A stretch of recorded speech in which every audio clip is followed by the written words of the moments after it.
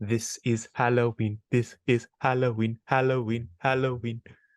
Wrong movie, but close enough. It's the Halloween time. Well, I Yes. mean, technically for us, it is not the Halloween time, given the fact that we are more than a week late. Um, as we have had very busy schedules. The plague came for you and took away Yes. your voice, which was most unfortunate. And then had my brother and my father's birthdays are back to back, and so I was swamped, and so we just didn't quite get around to it. But we're here now. Yep. Um, Better late than never. Better late than never. This is Monday Morning Directing. I'm Hobo. This is Rick. And we are talking about Halloween. The initial plan was to do Halloween for Halloween, but obviously that didn't work out. But we're still here. Um, We're gonna be talking about the new Halloween trilogy that mhm. started in 2018, starting with Halloween 2018, followed by Halloween Kills, and then concluding with quotation marks with Halloween Ends. Mhm.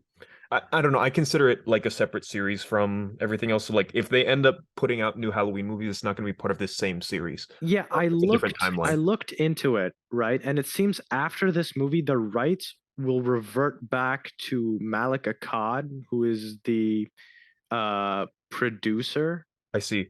Yeah. Yeah. So it seems it's unknown if they're gonna make more, but Yeah. Blumhouse at least will not be making more. Yeah. I think it's Yeah. pronounced Bloomhouse, but I don't Blumhouse? I, Blumhouse? I think it I might be Bloomhouse. I don't know. I have no clue. It's a yeah. Um but so this series includes the first Halloween, but notably not the second. Right. Um and also like none of the ones in between. And Right. so So the uh the chronology starts with the original I think it's 79 or 78 Halloween, then the new trilogy which they've pumped out in rapid succession. right. And before we get into it, yeah, I think we should make a note of the multiple Halloween timelines. Right. So we got the original timeline, which just follows the orders of the movies and ignores Rob Zombie and ignores this new trilogy. That's We the also want original. to point out that Season of the Witch is not in any of the timelines because Season of the Witch has nothing to do with the other movies.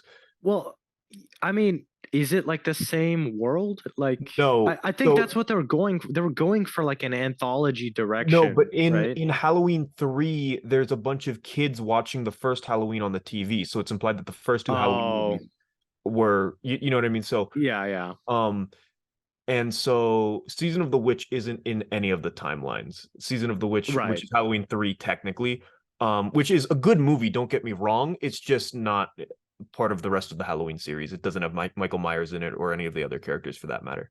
right.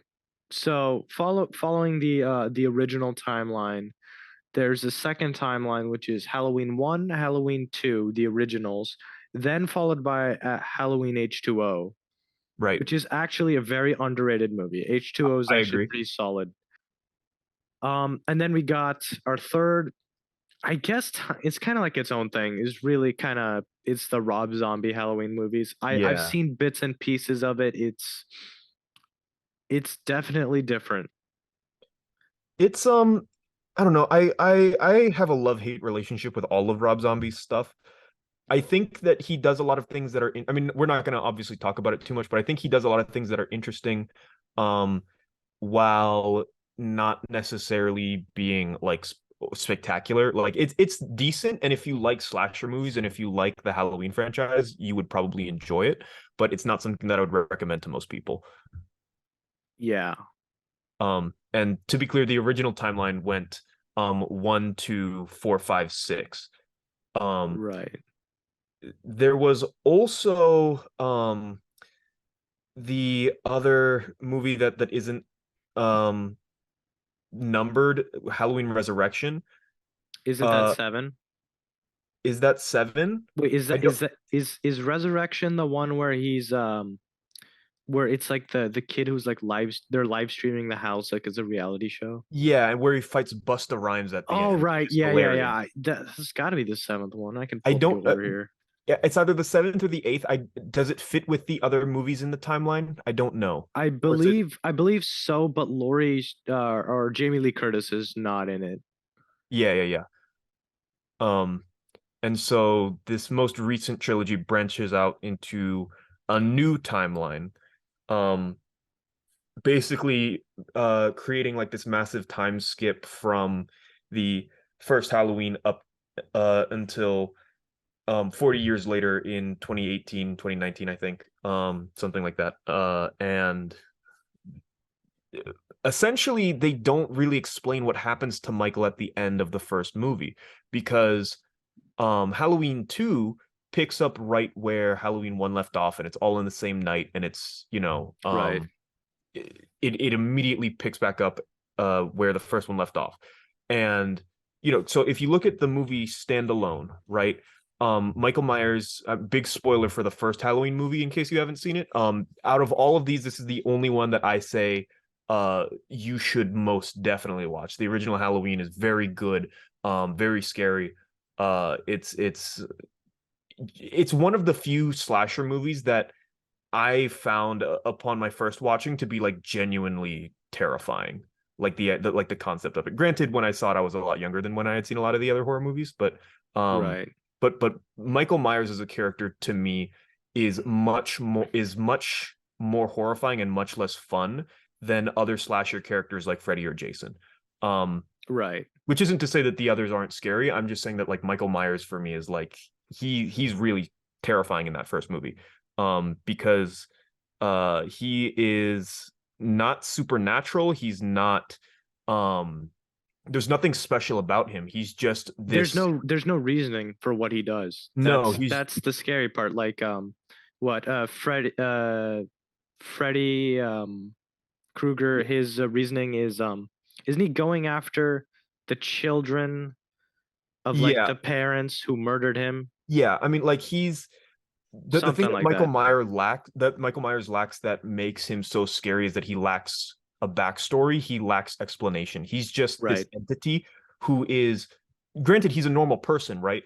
But he's just going around and killing people, and that's scary because it's seemingly kind of plausible. You know what I mean? Like that isn't um all that far removed from real life spree killers. You know what I mean? Yeah. And uh the one of the most terrifying things about it is that he's just a normal guy walking around with a knife who there's no reasoning with him. There's nothing. He's just almost like this force of nature who just, there's no rhyme or reason to it, but he kills everybody. Or he's specifically killing the babysitters. But um Right. at the end of the first movie, he falls off of a balcony, and Right. the camera cuts away. They're like, "Oh, he's dead. We got him." And then it cuts back, looking over the balcony, and he's gone. And so if you look at the first movie standalone, the terrifying thing about that is that there's no resolution, right? And so just as there's no backstory, there's no conclusion, right? Michael Myers, there's no uh closure to his story.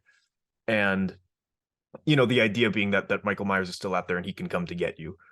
Right. Uh, and the next Halloween movie in our timeline with these modern movies simply cuts to Michael just being inside of an asylum without really Right. explaining how he was captured or what happened. It's just kind of implied that like after he falls off of the balcony, he waddles somewhere and they arrest him immediately, Yeah. which um to me, if you are to take it at face value that this is a direct sequel to the first movie and you're not supposed to watch any of the others in between, it kind of takes away some of the impact of that. Like it actually cheapens the first movie, which is really bad for a sequel.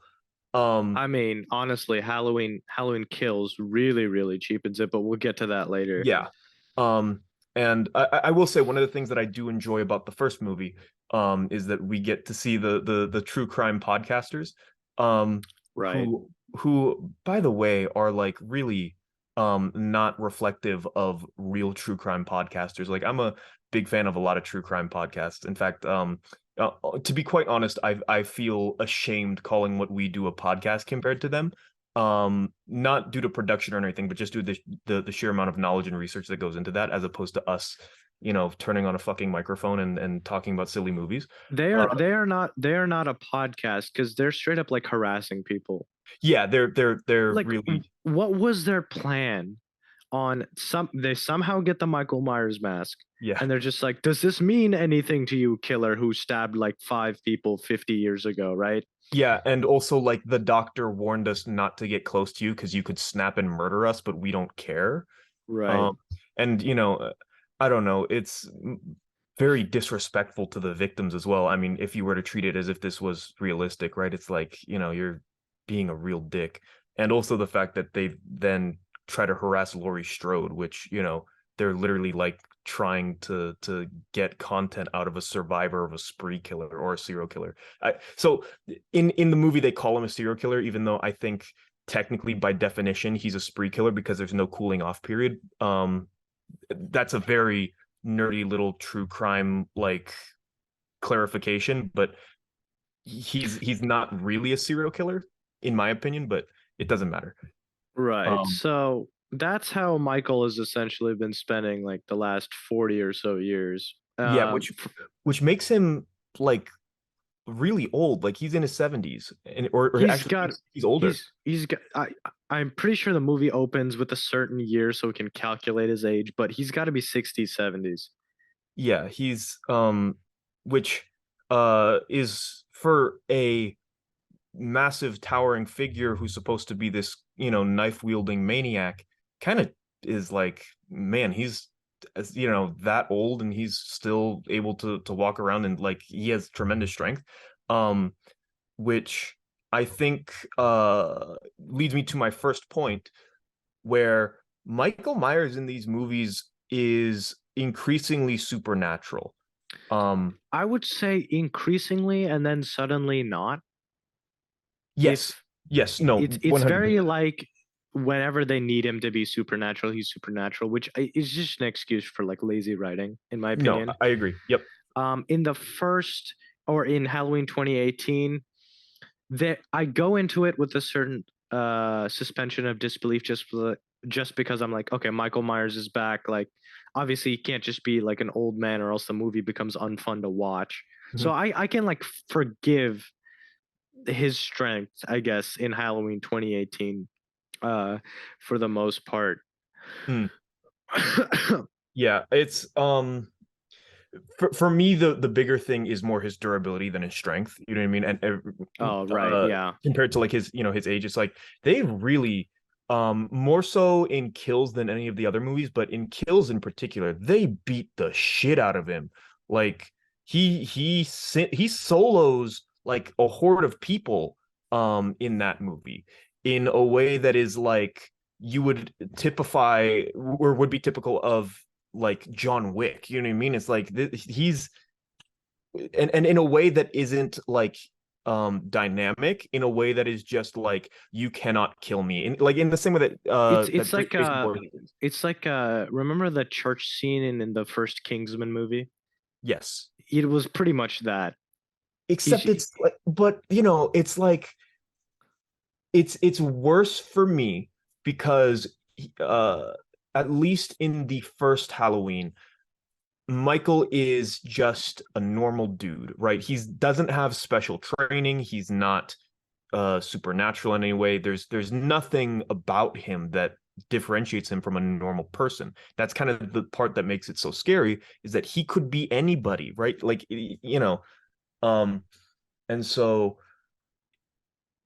it's yeah, and to move on a little bit past Halloween Kills into Halloween Ends, um his durability is toned down a lot for seemingly no reason.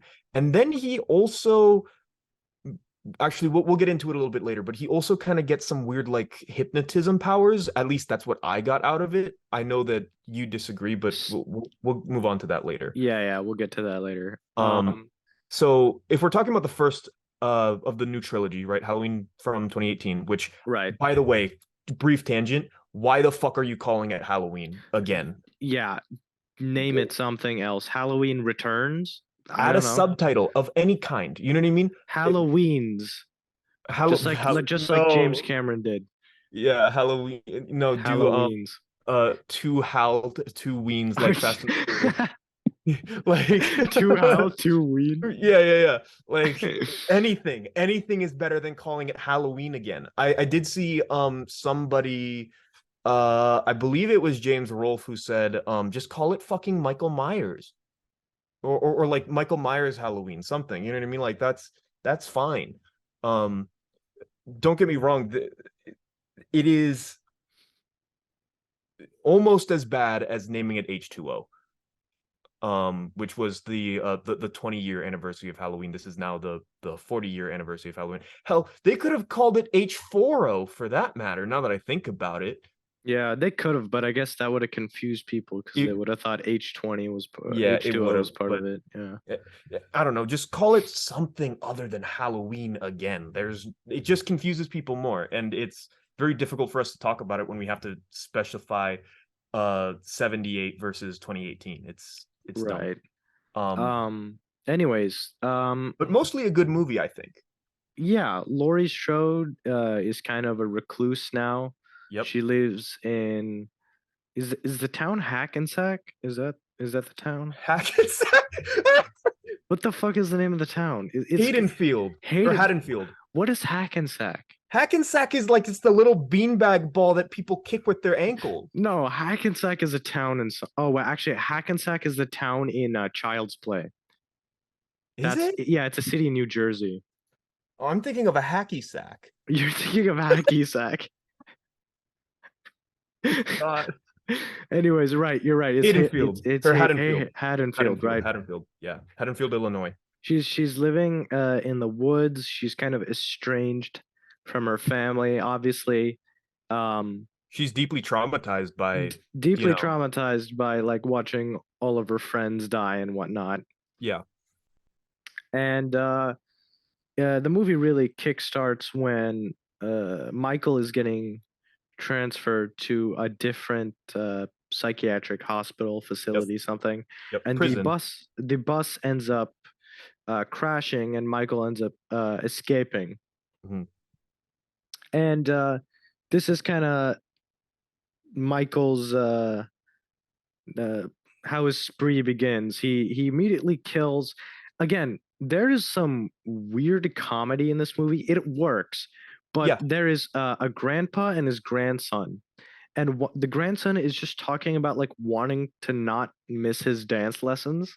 And I found that like extremely funny because that's the conversation. And then they come across the bus site, and Mhm. then Michael comes and just kills them and takes the car. But yeah, there again later in the movie, there's two police officers outside of Laurie Strode's house. They're talking about what they eat for snacks, and it's kind of this like 2 minute like conversation. I forgot about that. Yeah, it is very funny. Honestly, it is phenomenal. And For me, one of also the funniest parts about that movie is the conversation between the kid and the babysitter. Um, Julian yeah, is the name Julian. of that kid. Oh, very funny. You know what I mean? Like He just was so funny. that. Yeah, it was his actor did a very good job, and the I don't know, just the interaction between those characters was very entertaining to watch for no reason. Right. Um, and then they get murdered. Uh, Julian does not. Julian does not. Yeah. Which is another point that I kind of want to talk about because we were just talking about how the grandfather and grandson pull up and they're the first victims. Uh, there's portions where it seems like Michael doesn't kill kids, right? In fact, I think in Halloween Ends, some character says Michael doesn't kill kids. I believe it was Laurie that said Michael Myers doesn't kill kids, but he kills this person who is definitely not an adult. Like, I think it's again we this tackles a little bit into kills with whatever his face is. It's it is the kid that Lori was babysitting back yes, in 78. Uh, yes, it, Again in kills, there's this whole sequence where Johnny, Johnny. Johnny, it shows how Michael got caught. Michael ends up running into Johnny again, and then has the opportunity to kill him, and then kind No, of I don't vanishes. think no, that's not him. That's a different kid. That's just a different guy on that same night where Michael ran into this other kid. He runs into the um Is it Johnny or is it Tommy? it's you know Laurie Strode's granddaughter. Yep. It's the granddaughter's boyfriend's father as a kid. It, I don't no, but the one that Mike where there's like the flashback scene, that's a different kid. I'm pretty sure that's the same kid. I'm quite sure that that's a different kid. Tommy Doyle. Right, yeah, that's Tommy Doyle. He runs into Tommy Doyle. Tommy Doyle is the okay, so then I misinterpreted it then. Yeah, I'm pretty sure. Runs into Tommy, lets him live Yeah, for it some doesn't reason. yeah, and it's like and so that's that's one of the things where like it's established at some point or at least implied that Michael Myers doesn't kill kids and then he kills I mean I guess you could argue they're a teenager but like they look like 14 at best um and that's Yeah. like you know what I mean it's like Well, I think why he didn't kill Tommy at the moment is that the police officers were like right around the corner because the second Michael vanishes, like the police officers show up to right where Tommy is.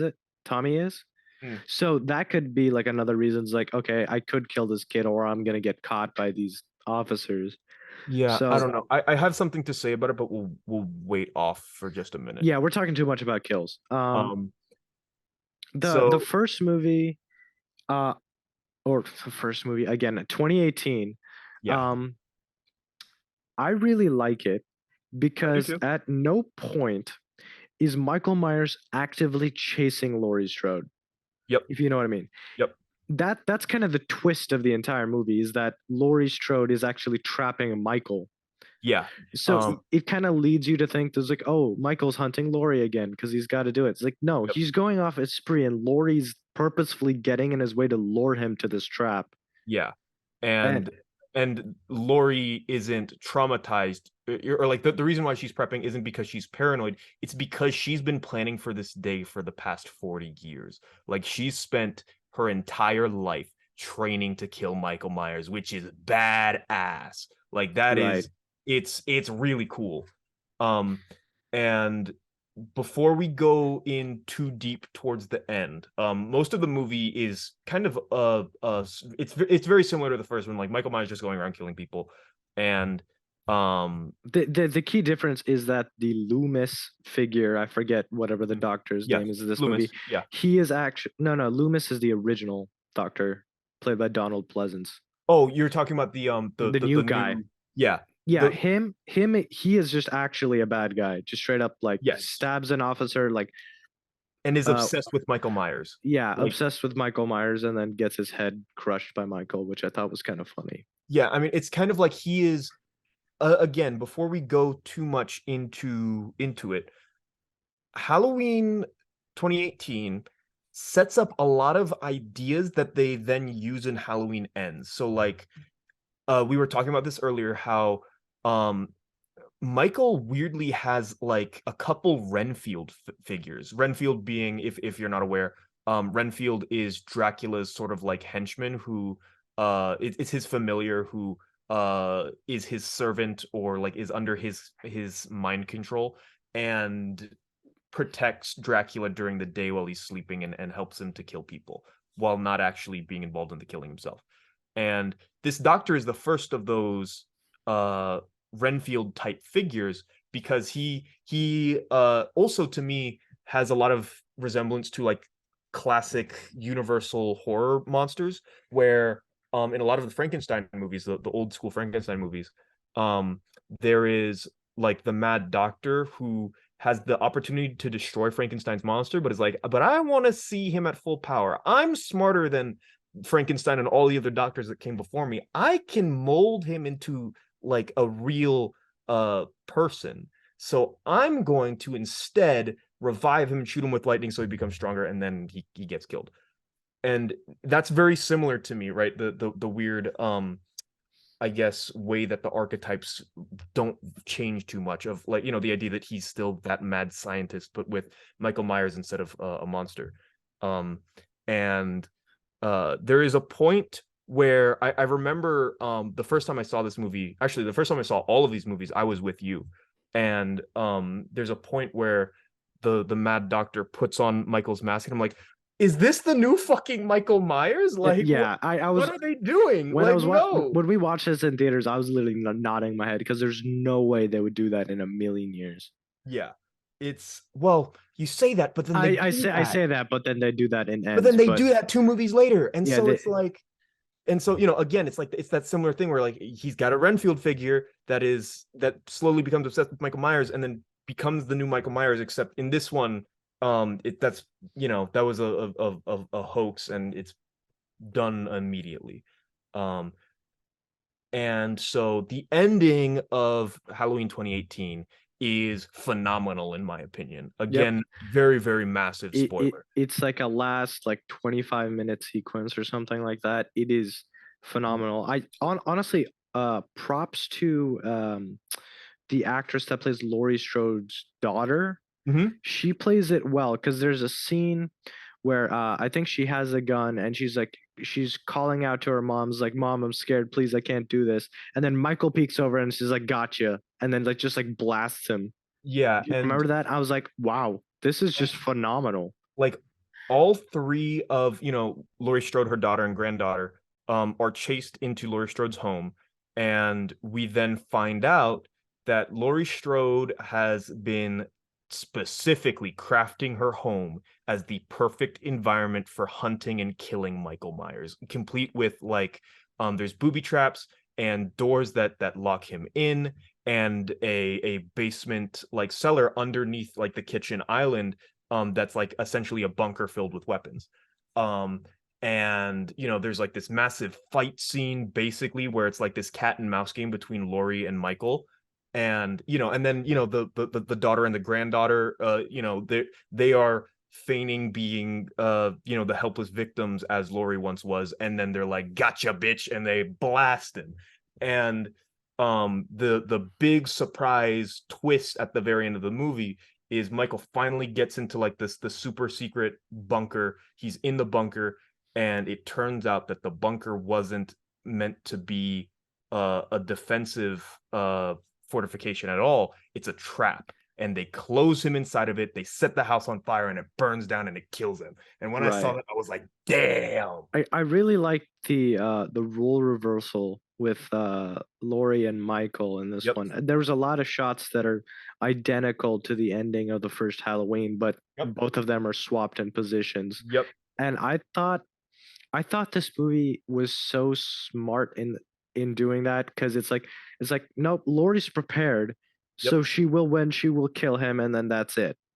And okay, so again, kind of going off on a brief tangent, right? This is where we first see, again, if we are to treat Michael Myers as a normal person, this doesn't make sense. But if we do the thing that they've kind of implied through this new trilogy, that Michael Myers has supernatural powers, this is where we first see Laurie adopt Michael's techniques and his powers, and use it against him. Like the big thing, like Laurie is thrown off of the balcony, and then when Michael goes to look over and see her, she's disappeared, right? She does the vanish, right? The teleportation, right?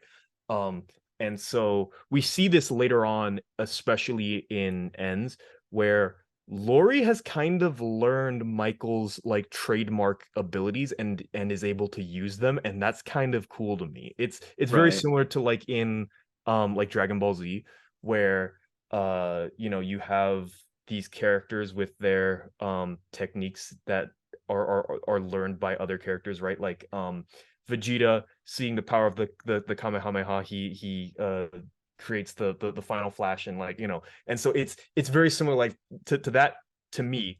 And it's like that's fucking badass because now Laurie is taking her trauma, like the thing that really fucked with her, and she's now using it as a weapon to get revenge, and it's like that's really cool.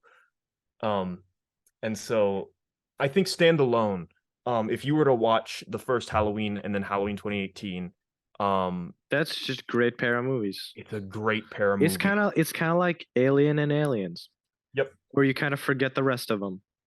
Well, if Well, you I'm being should forget the rest of them. if I'm being honest, the first Halloween is still like undoubtedly better. And Oh well, right, there's a lot of tropes that the first movie falls into, or that I should say that 2018 falls into that the first movie didn't.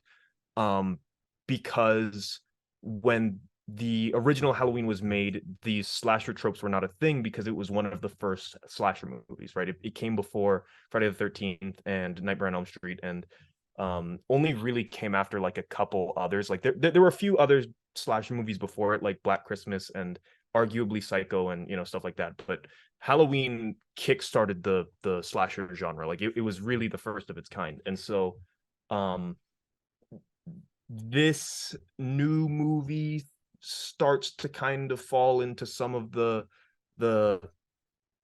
patterns that are super annoying. Although that is not enough to take away from my enjoyment of the movie. Um, and right, and again, they sort of play with your preconceived understanding of how the movie is going to be. Like like the idea that Michael's hunting Laurie Strode and that it's this is a movie about Michael Myers killing people when you read the subtext, it's really not. Like there's going really quickly back to the idea that Laurie Strode is taking Michael's abilities. There's also like that scene where she's out in front of her granddaughter's school, and right. the shot is very similar to Michael Myers, right?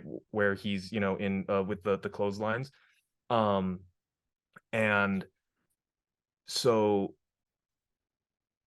to me, the implication is that the entire time Laurie Strode is the real predator here, right? Yep. And that Michael is unwittingly the pawn in this game. Um and then we move on to Halloween Kills. Um Right, which opens with a flashback from 1978. Is that yes, when I the first believe one? so. I believe Yeah. so. And it picks up right after the first Halloween ends, Yep. right? It follows the deputy who is there's a sheriff character in the first one, and this follows him when he was younger. And he's kind of it's showing the police perspective of like trying to find Michael Myers, Mhm. and they end up catching him and whatnot, and they take off his mask. He gets arrested, um, which I thought was all. You were right when you said earlier it totally like takes the unresolved ending from the Mhm. original Halloween. Oh, Yep. just deflates it. But I guess we uh get more story on how Michael ended up in prison. Well, for me, um because I very much like Halloween 2018 and Halloween Kills. Halloween 1 and 2 take place on the same night. But with Halloween 2, there is a resolution to the story which doesn't make it as scary, but it is at least a solid plot line. Unlike this, where there is like the beginning of the story, a massive gap where there's a lot of unexplained stuff, and then we resume. Um, and so don't get me wrong, I think it makes much more sense that they didn't go that way because in Halloween 2, you learn that the reason why Michael's going after Laurie is because Laurie is his sister. Which and he's trying to kill like he's trying to end his entire bloodline for whatever reason. And so it's that wouldn't work for these movies. Like it's and that's what the original series kind of followed. Like the idea that Michael's trying to end his bloodline, and kill like every person related to him. But Which is incredibly stupid. I mean, I don't know. It's something like it's fine. No, I think it's not fun at all. They give him motive, and that ruins his entire character. Yeah, but if you're gonna do anything with him past the first movie, you have to give him something. You know what I mean? Because otherwise, I really feel that with this new trilogy, they didn't give him any kind of motive, and so it just leaves you more confused than anything. It's not scary, it's just what the fuck is going on here? Why? There's no explanation to his actions at all. Don't get me wrong. Same. Well, there is no explanations in the new trilogy, and that's No, I what I know, think but works it's in its favor. confusing. I don't think so. I think it's there's so many points where the established, I guess, lore, if you want to call it that, is not really followed, and Michael is uh he seems brainless, you know what I mean, in a lot of ways. And I don't know, it could just be a too many cooks type scenario where in every movie it feels like they're trying to take the story in a whole new direction and just jerks back and forth, and it's really jarring because I agree. I agree with that sentiment, but I do think leaving him having no motive is still the way to go. maybe it's not necessarily that he needs to have a motive, but they need to establish concrete things about Michael, because otherwise, Yeah, you leave it otherwise you get open. Michael that varies drastically from movie to movie. Yeah, and I don't think that I think Halloween 2 isn't great, but It's a and I'm good speaking, enough sequel. yeah, and I'm speaking strictly from Halloween 1 and 2. Halloween 2 works fine. I think that there's like a couple things that uh again contradict the lore of the first movie, because in Halloween 2, Michael Myers at the in the climax, he gets shot in both eyes and he Is is there an alive. explosion at the end of that movie? Yeah, he gets killed by an explosion. That's and he's and even then he's like on fire and he's still coming at Laurie, and then he Uh, gets shot and then he's you dead. know what? That reminds me of Paul Rudd injecting him with corrosive acid in like Halloween like 6 or something like that. Do you remember Yeah. that? Yeah, I That that is he is very funny. I think that was it's also Paul Rudd's first movie. I think was Halloween 6. it might have been his first like starring role. He was in Because he Clueless. because he was in Friends before then, I think. No, I meant like first movie. Oh, well, I don't know. I don't want to speak Clueless might have been definitively. before it. I'm not 100% as well. Hmm. All right. So back to the kill story. So after the flashback sequence, uh we're in a bar where it's a bunch of survivors from prior Halloween movie. Well, I guess survivors from the The original first one. Halloween, Yeah. the original 78 movie, and they're celebrating the 40th anniversary of Michael going to jail, essentially. Hmm. And Yep. it's a bunch of these characters. Um, I want to say about half of them are played by the original characters. I think the other ones were just been recast, Hmm. but they're kind of just having a good time. And then meanwhile, we got the good old fire department are heading down to Laurie Strode's home. Hmm. Right, the one time you don't want them to put out the fire. Yep. Um, Michael busts out of the house because a fireman saves him, and then Yeah. he murders all of them. And that is the first notable problem of Halloween Yep. Kills. I was gonna say the same thing. How is Michael doing any of this? Like, this is not the same way he's killing people in the original, the first two Yep. at all. Because he's not a hunter. He's not going after each of like his victims individually and stealthily breaking into their homes and then murdering them. He is taking on group fights with grown young men as he is old and severely injured, and he's winning, and It he's like it fucking is demolishing them. there are men that are firefighters as well. So Yeah. you know Yeah. that they gotta Strong men. strong men, and he just wipes them all out. And they have axes and power saws. And he beats him up like again, like John Wick, unarmed, just goes to town on them. And don't get me wrong, I think it is visually very cool where he stands over all the bodies with, just like with the burning house in the background. But what the hell? Like it's crazy that he just very quickly jumps up to being supernatural in this movie. In terms of his strength, his durability, his physical capabilities are suddenly so much more monstrous than they were before. Um, which again, they just didn't establish the lore. If they had somehow established in 2018 even that Michael is like demonically strong, right? Not as in like literal demonic possession, but as in like just he's just a physical specimen It that would just have it, happens. it would have been consistent, but I would have hated 2018 a bit more for that, I honestly. don't I don't disagree, but I'm just saying like if that's how you want to take the character, you got to establish it in the first movie Right. instead of just all of a sudden he's getting super strong now and he shrugs off so much more damage in this movie. um and and so like the big thing with the scene where they're all in the bar is that these are all a bunch of survivors who know how dangerous Michael Myers is, and as soon as they hear that Michael Myers is out and about, they get in a car, grab some weapons, and they're like, we got to deal with this in the same way that Laurie Strode was.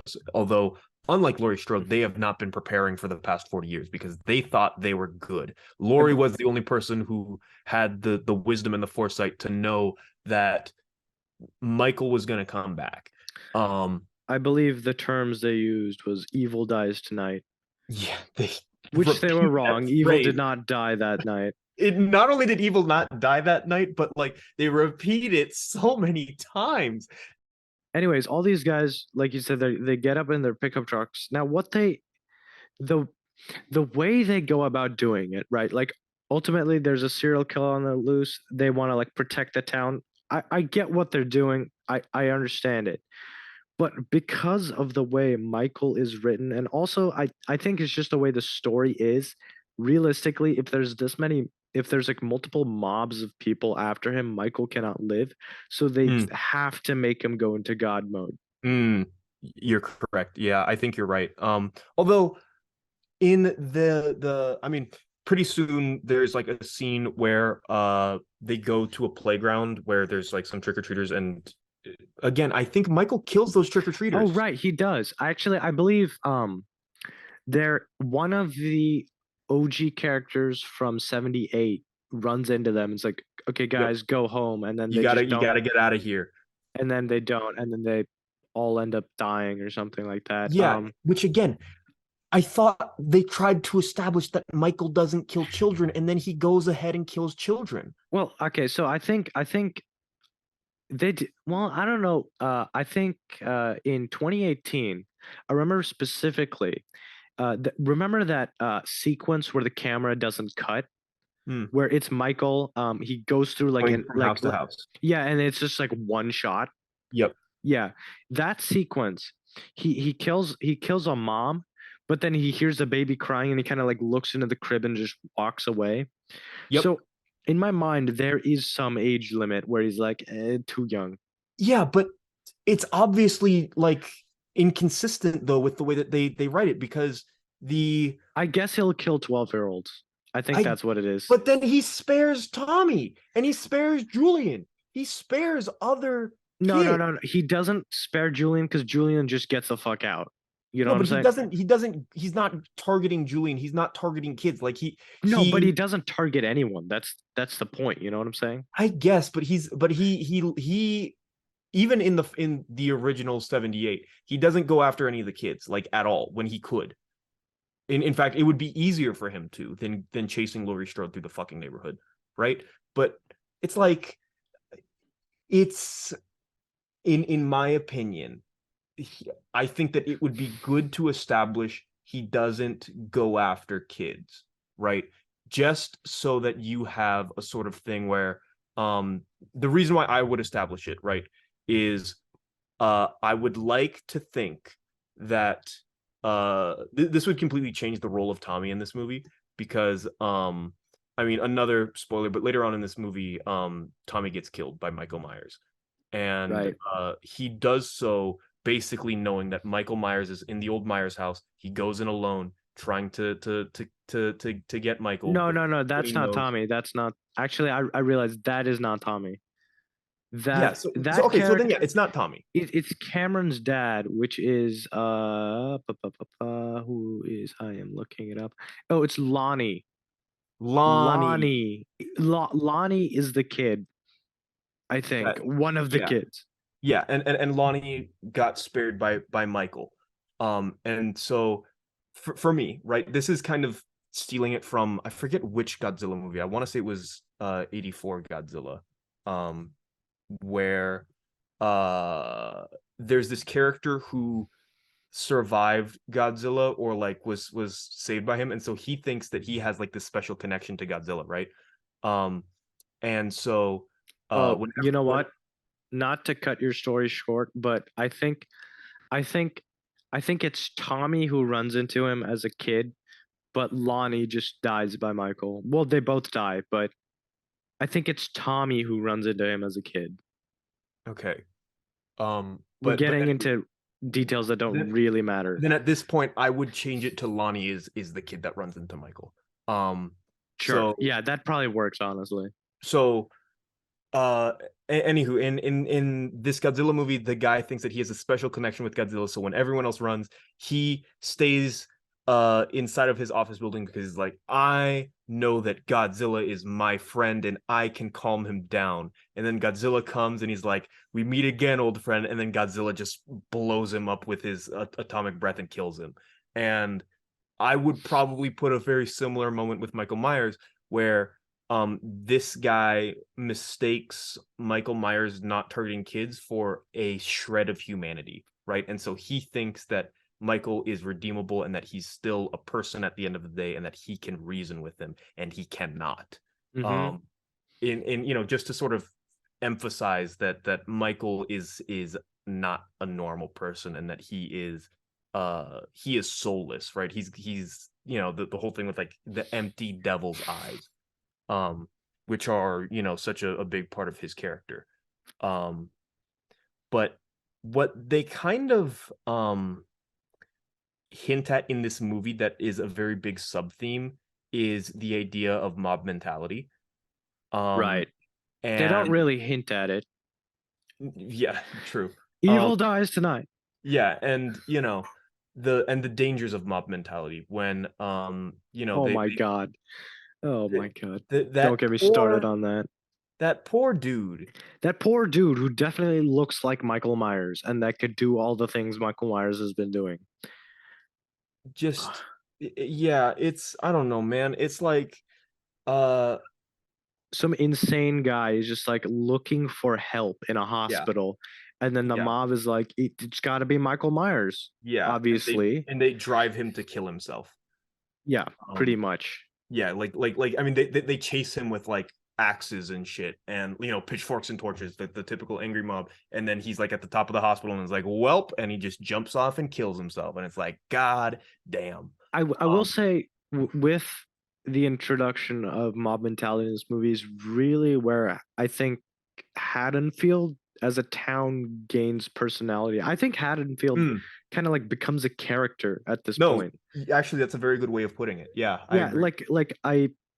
the way they portray the town, it's not like generic bumfuck thing happened and then it's over, No, right? Like this thing is it's haunting the residents of this town for years. because you take this this sleepy small town and then you introduce this tragedy to now where like all of America hears Haddonfield and they're like oh the place where that one guy killed a bunch of people, you know what I mean? Right. And so they the town is scarred by its memory and what I don't like is that basically aside from the named characters, all of the residents of Haddonfield are such assholes. Like, Yeah, pretty eh, much, honestly. like they are using the crisis as an excuse to, I guess, like, just cause wanton destruction. And it's like, but not really though, because they're not actually like destroying stuff, but they're weirdly aggressive towards like Laurie Strode and a lot of the survivors for like no good reason, really. You know what I mean?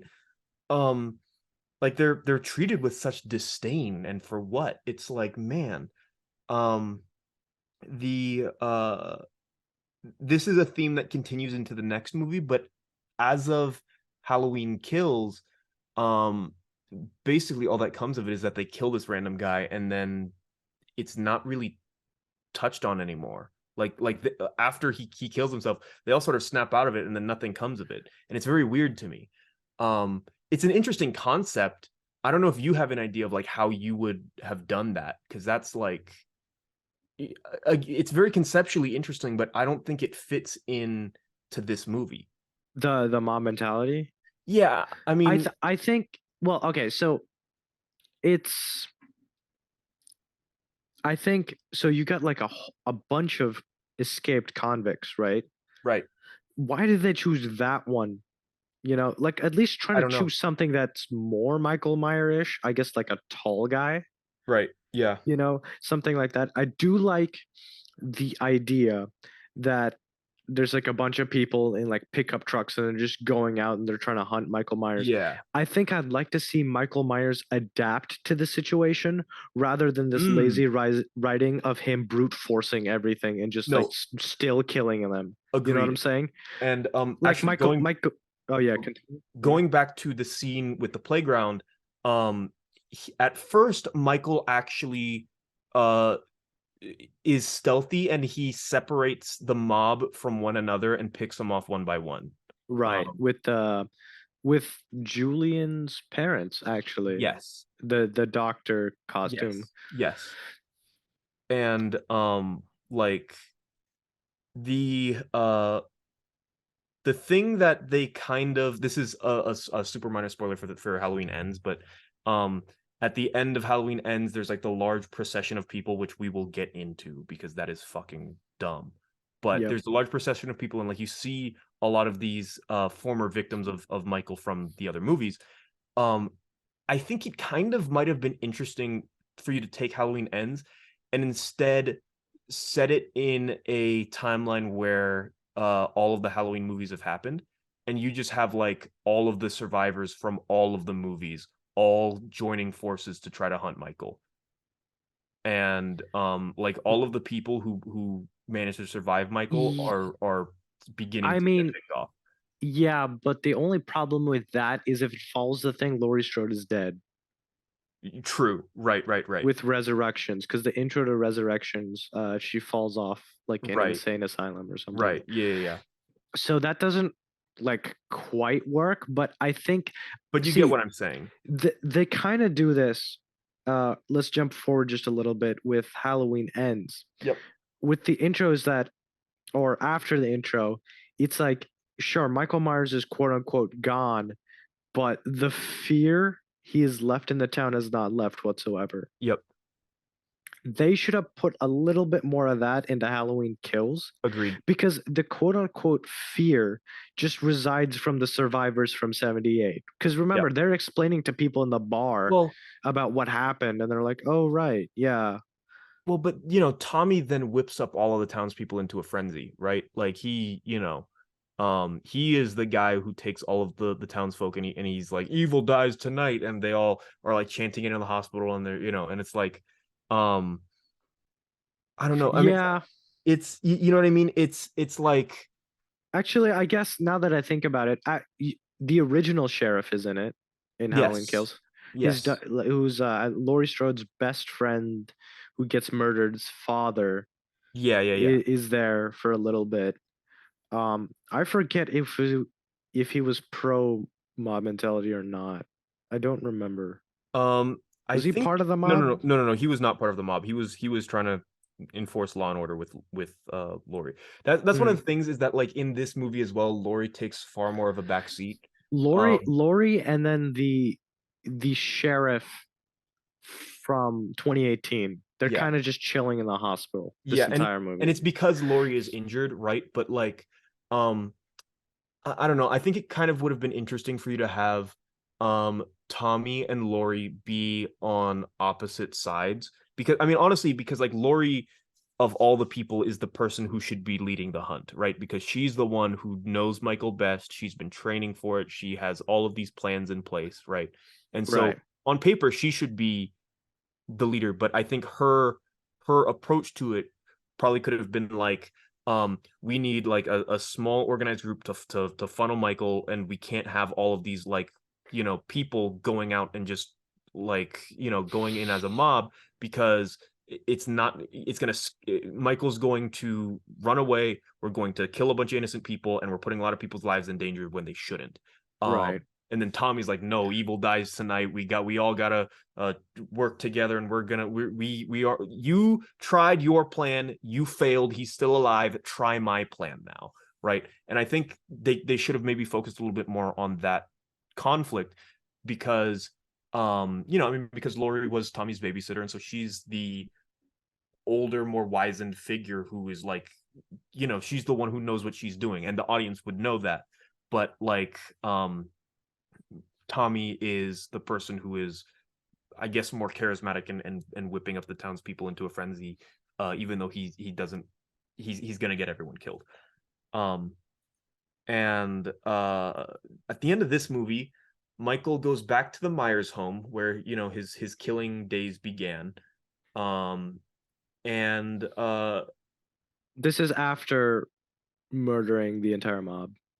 no, this is before Uh, because wait, it's outside of the Myers house where the mob corners him and he kills them all. right. And he gets like at first like the mob just swarms him, right? And they Yeah, just and they just beat and him. like he kills a couple people at first and then like they just overwhelm him with sheer numbers and they just beat him down. But then he lives and then again like he just through sheer brute force, not even through like him being like actually like John Wick and like like he grabs a baseball bat and he stabs someone and then he it's not actually like that. It's not it's just he just is getting hit and he doesn't flinch and then he just slowly kills them all one by one and it's like and he gets shot multiple times with No, no, no, high no, no, no. caliber. He does not get shot by that mob. I remember that mob, like, no one has guns. They No, just he have a does. bunch of Tommy has a shit. gun. I think Tommy might have a gun. No one else has guns somehow. They just have like sticks to go. Again, it's a very like half-assed mob, I guess. Like, wouldn't someone be getting guns here to hunt Well, down Michael Myers? especially in rural America or Yeah, small this town is America. yeah, Like, small town America. let's be honest.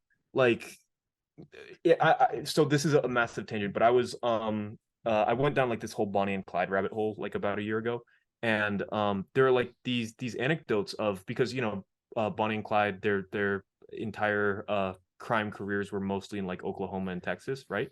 And Right.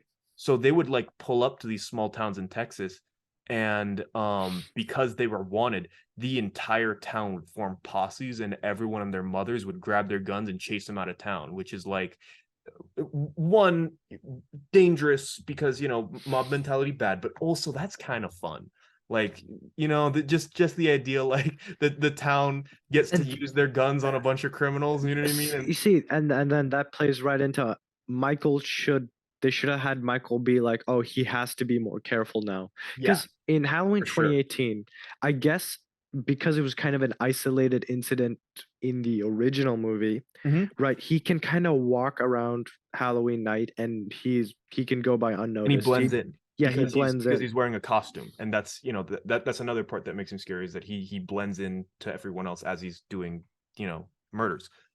Right. And then now here, I don't think he should change outfits or anything like that, but he's No, definitely got to be much more stealthy. stealthier. Yep.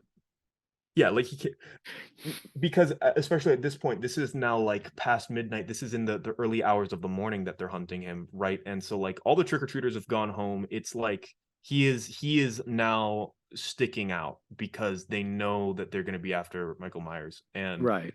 um I think if you wanted to keep doing the mob mentality thing, I think it would have been interesting if like you had like just some dude who happened to be like wearing a Michael Myers costume on Halloween night and they like kill him That because happens like, in another Halloween movie. I know it happens in another Halloween movie, but like He get what that's doesn't a cop car run into him and he yes. explodes? Yes. Oh Yeah, yeah. Yeah, the cop car runs into him and then like it crashes into a van and then the van it explodes explodes. for Yeah, no reason, which is yeah. like it's like, oh my God, that poor dude. Like for yeah, I mean, and so I don't know. I know that that's from another Halloween movie, but you can take and reuse that because that fits the mob mentality stuff way better than them just like being in a hospital chanting evil dies tonight. Um, Right. and so uh yeah, I don't know. It's a far less good movie, but at the time I still It was respected it. entertaining, I guess. I Like respected it for the fact that it was trying to do trying. something different even though Yeah, it failed. And yeah. I remember, I mean, honestly, Halloween Kills was the movie that kind of inspired us to do this because we were talking about like how we could have done things way differently. Um, and so to be quite honest, I've forgotten a lot of my ideas because it's less that first viewing is a lot less fresh in my mind, and that first viewing like because when you haven't seen the movie before, obviously like your brain makes up new paths where you think the movie might go. And Right. and in that case a lot of my made up theories of where it's going to go next were better than what actually happened, um uh but it was still fine. Like I respected it. It wasn't great, but it was okay. I mean, it was less than okay. Like it wasn't good, but it was there. Halloween Ends is Oh, wait. so. Real quick Oh before yeah, we yeah. get on to Sorry. Halloween Ends, the movie does end with Michael. I have no clue why, but Laurie Strode's daughter is just hanging out in the Myers house, Hmm. and she's kind of like looking out the window, and then just Michael Myers comes up and just kills her. I'm like, why were you just like in that house? Well, because Well, well, she was I part of the group trying to stop him, I, I but guess but she gets caught unawares, and it's like but like they Michael isn't dead, and I think she knew that, so I don't know why she was just like creeping around the Myers house. You know what I'm yeah, saying? Like, yeah, anyway, she ends up dying. She was a cool character, in my opinion, but honestly, she wouldn't have fit in Halloween Ends. I think that would have been clutter. I don't think she would have worked in that movie. But anyways, sure. on to Halloween Ends. Halloween Ends is god damn, it's bad. It is good, actually. I think it's a pretty decent movie. It's better than Kills. Are you serious? Yeah, No. I'm being 100% serious right No, now. I'm no, being 150% no, serious right no. now. No, no. I strongly disagree, and I am going to get into why. Um, All right. so We got to the, talk the we got to talk about this intro. the best scene in the movie is the intro. I will give you that, and it is a damn good scene. Right. So Um, we meet this guy. His name is Corey Cunningham. yep, And Corey. before I start, I thought that name was familiar. By the chance, have you read Christine by Stephen King?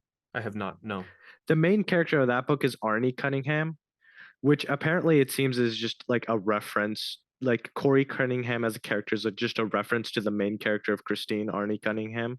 hmm, Right. Which there you go, fun tidbit about the sure. movie. Yeah, yeah. Also, we'll get into whatever I have to say later. But But yeah, it opens with this guy. He's saving up money to go to college. Wants to be an engineer. He's babysitting, I guess, as his job, and he's babysitting this little piece of shit, right? Jeremy, I think was the name. I forget what movie they're watching. I want to say they're watching The Thing, right? Yeah, John Carpenter's The Thing, which John, John yeah, Carpenter of yeah, Halloween. right. Um, they're watching that, and then first of all, this picks up Halloween Night 2019, which is a year after the events of Halloween and Halloween Kills. Yeah. right, and they do a bunch of like shot setups and like a bunch of tension that leads you to think Michael is gonna come in at any moment, right? Mhm. And Because at the end of Halloween Kills in 2018, Michael escapes and they don't know what happens to him. He's just gone. yeah, it's unknown, right? Yep. So the little piece of shit plays a prank on Corey, right, and locks him in the attic or Yep. a very high room. Yep. And Oh, Corey, that's where I got the idea that someone said that Michael doesn't kill kids. It's the kid who's like, Michael doesn't kill kids, he kills babysitters. And like for the kid to know that means that it has to be established by the oh, world, right? And that's okay, what how he okay, got but Corey so freaked out. here's the thing. Here's the thing about that though. Um, L- Laurie Strode's daughter, her friends at the Mhm. very beginning of 2018, Mhm. they're talking to him. It's like one of them says the line, "Hey, isn't Michael Myers like Laurie Strode's brother or something?" And then she casually mentions that that's a rumor. Yeah. Well, which is an So allusion to the first series. right, which I thought it's also possible that they're just referencing I don't know. That's that kind of weak, maybe man. Michael has rules or he doesn't have rules I don't know. or That's to me that's weak because he's shown earlier to not kill children, right? And but then he don't get me wrong, he does kill but then children. in It's the new contradictory. trilogy that just goes out the window. Yeah, and well, I mean, even in the first uh the first of the new trilogy, 2018. Again, there's the one that he kills in the truck, but otherwise he is shown to not kill children because like there's all these children trick or treating, he doesn't even pay any mind to them, right? Well, no, no, see, here's the thing about that though. Michael, okay, again, before fucking Kills kind of took a shit on it, Sure. Michael doesn't really kill out in the open, like in front of Yeah. everybody, right? Yeah. So that's why like people are trick or treating, people are having a good time. Michael's not gonna go stab them. He's Again, gonna stab the people that are but again, alone. like the baby he could have killed, right? That like he could Yeah, he could have killed the baby. I guess he's they it- uh whether it's Lonnie or Tommy, he doesn't kill them. Like there's so many points where they at least lead you to believe that he doesn't kill children that if you are leading them to believe that, right? Which I think it's pretty fair to say that it is at least heavily implied. Why would you imply that and then not follow through on it? What's the point in that? yeah, You know what I mean? I honestly think that's just like um a side effect of this being an incoherent trilogy, which Sure. Yeah. I think it was planned. Well, that's what I mean, though. You just gotta. I don't think it was. No, no, no. Here's the thing. I do remember, like, literally right after Halloween 2018 came out, they're like, okay, there's going to be two more movies. Yeah, I don't but know if before Halloween 2018 that was a plan at all. just because they knew it was going to be a trilogy doesn't necessarily mean that this was It was going to planned. be planned out, right? Yeah. Because I mean, Same can be said about Star Wars. yeah, exactly. Like they had probably a rough idea, but they either didn't have it fully planned out or something came along in pre-production or production where they just threw a bunch of shit out and they changed it, because I know when it comes to ends, John Carpenter was not involved at all. Like he's not in the credits anywhere, aside from like giving him credit for the like starting the Halloween franchise.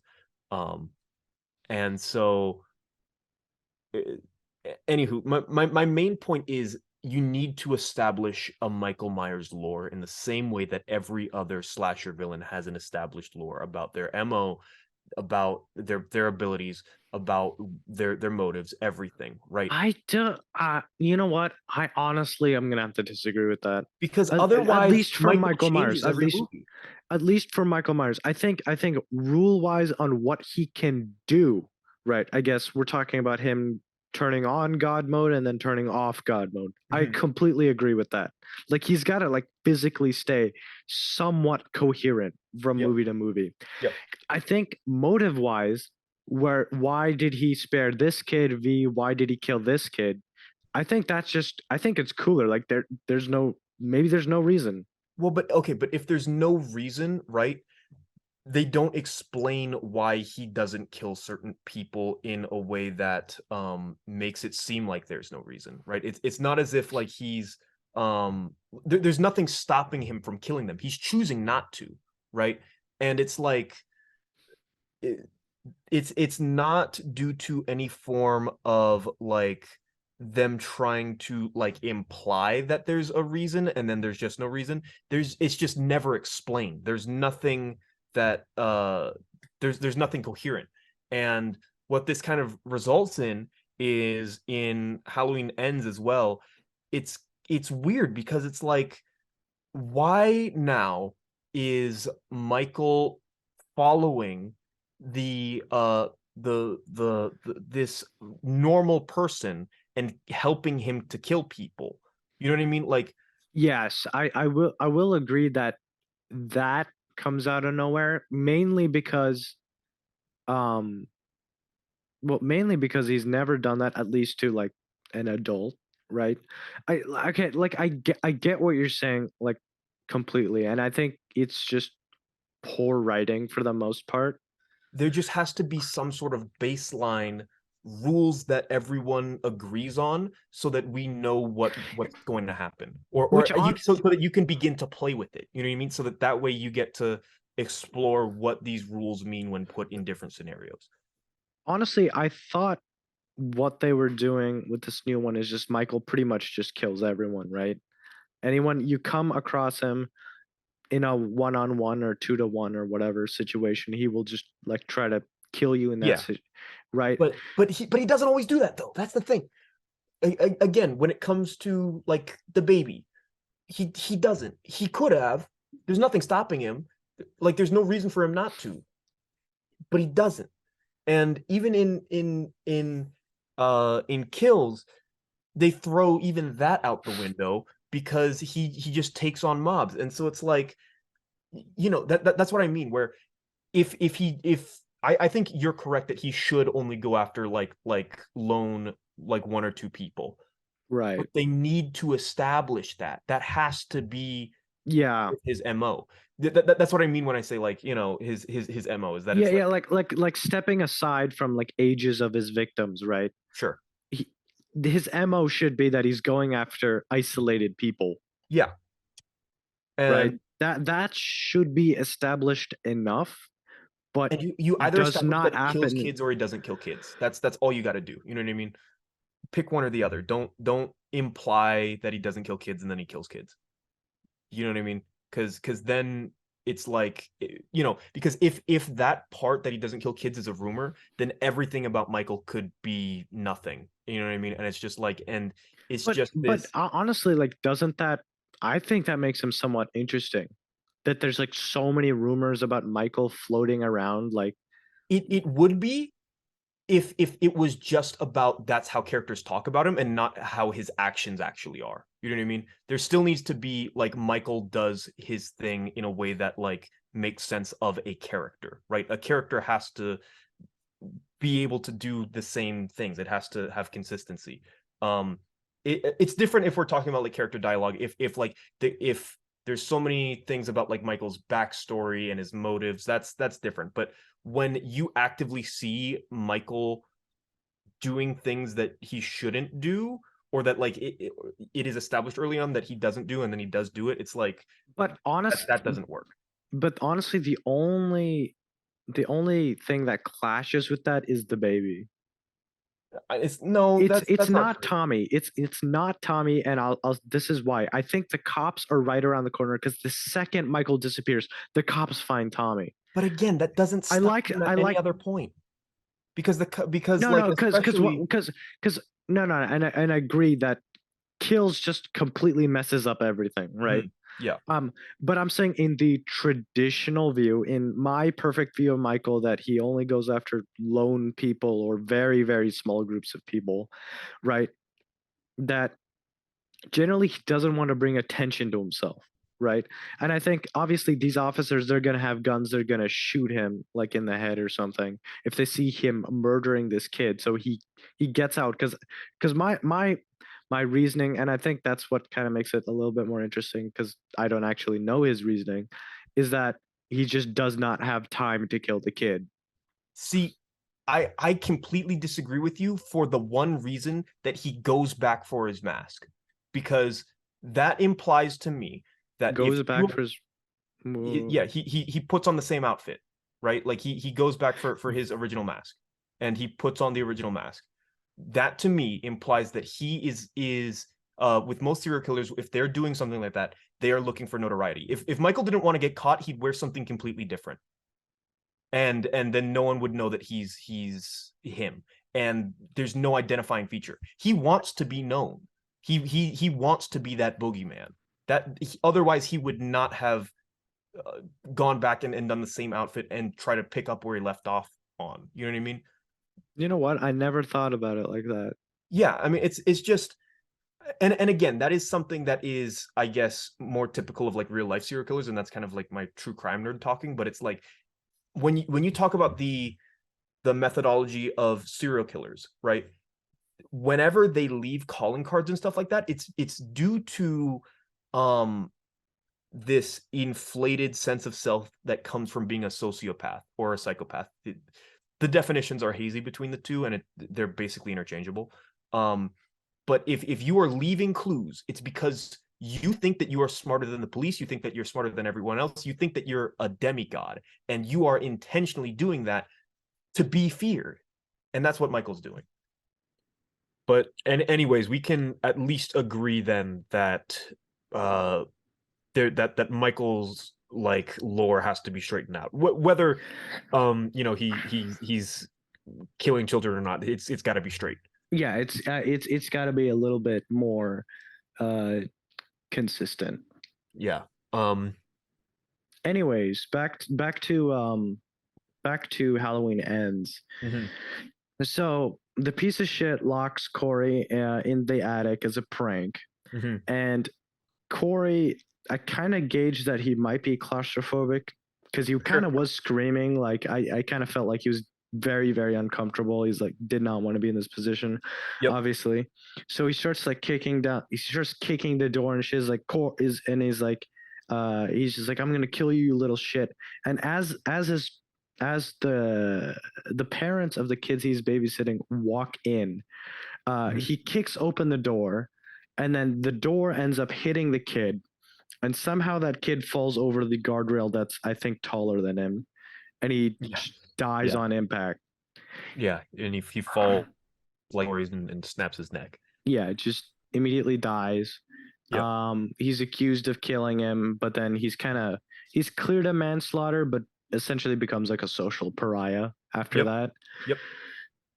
So, and then it's been And it's been and 3 years. also What? later on, it's implied that a lot of the town also thinks that he's a pedophile. Um, Right.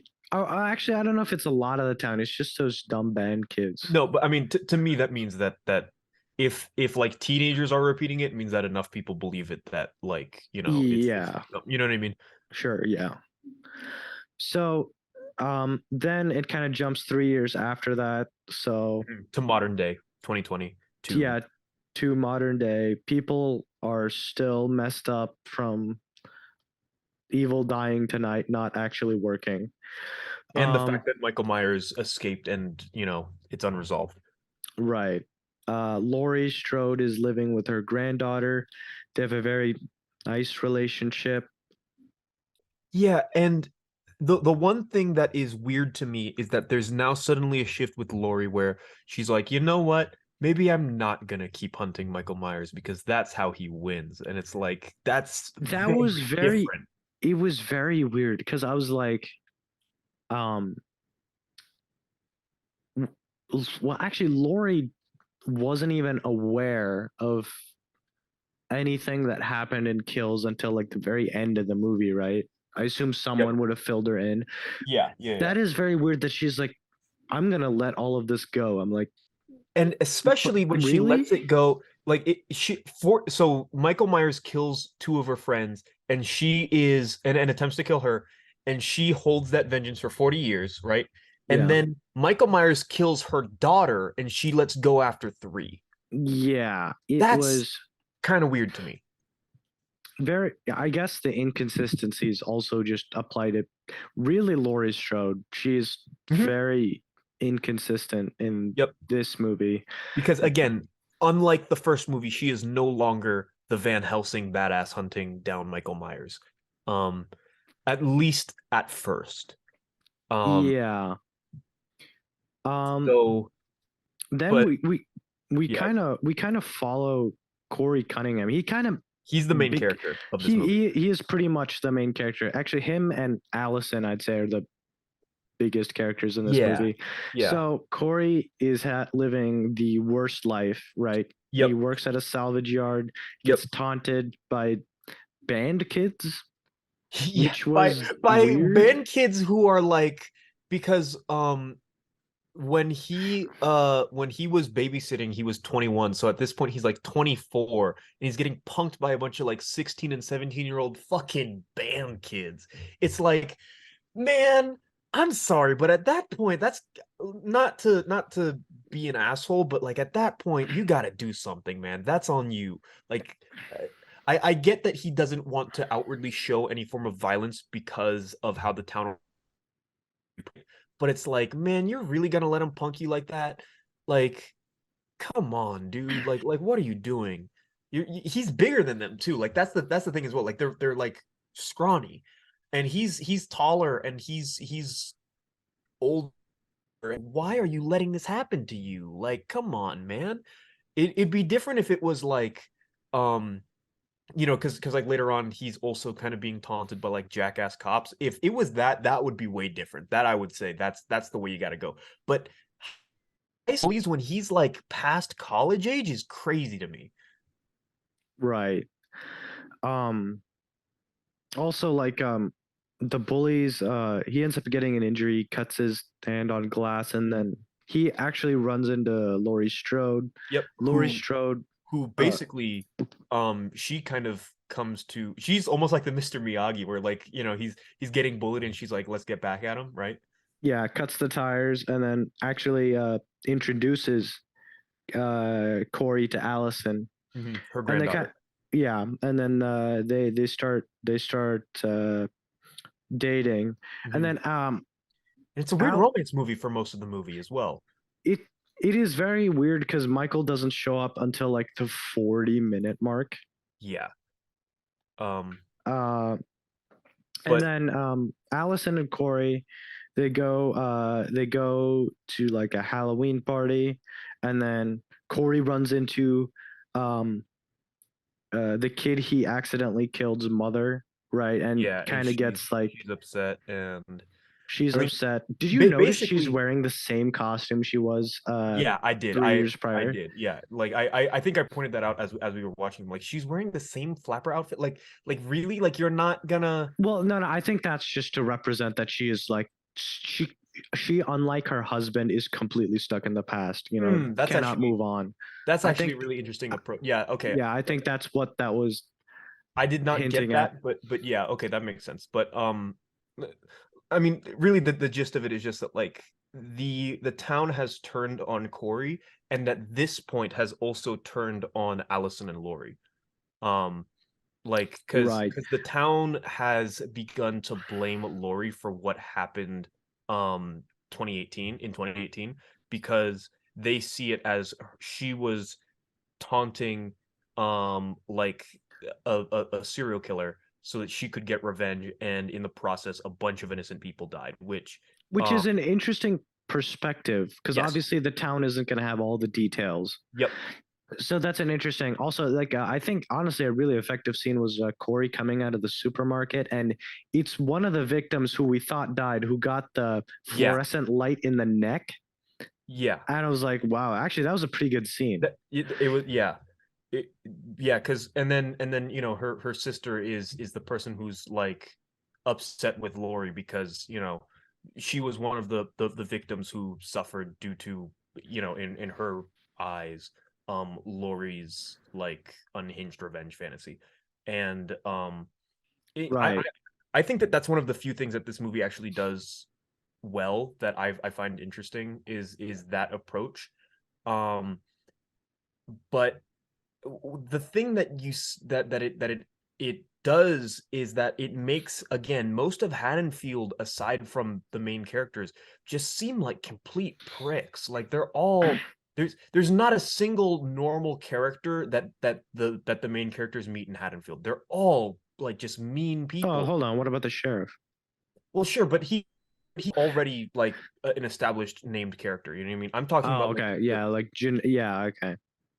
like even I mean the Maybe it's to represent how just like Michael's fear has just turned the town just hateful and bitter. yeah, I mean, So like but it's not out of fear. You know what I mean? They aren't scared. It's not like Corey is justified because they're scared of Corey in the no, same way they're scared of I Michael. will say the town is still scared because No, there's that whole intro where the sheriff is but going not through towards like a Lori. bunch of suicides and all that stuff, right? Right.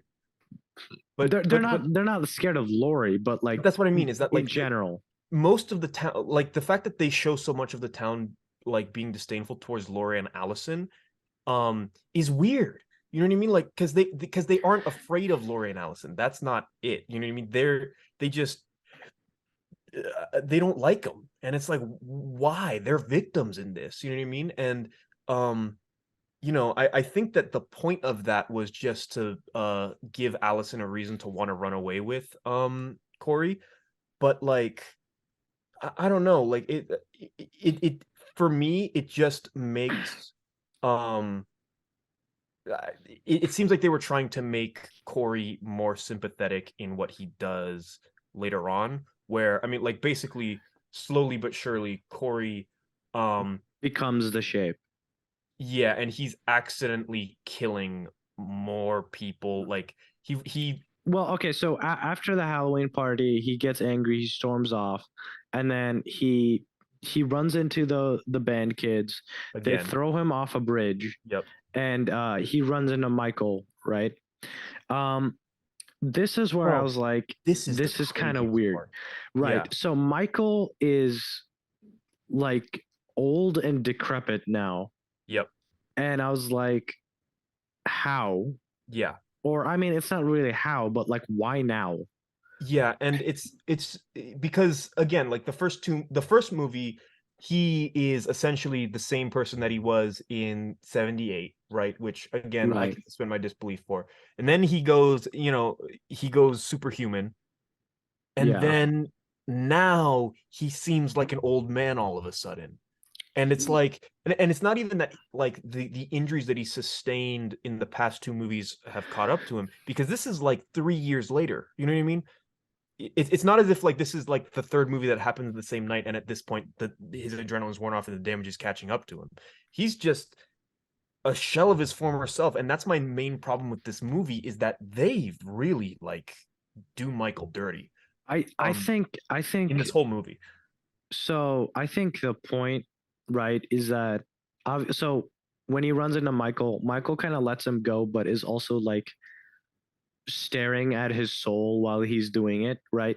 Which it's kind of um there's some it's almost like evil transfers to Yeah, Corey, yeah. or Corey or Michael sees what Corey is or what the town has done to him. Or what he could be.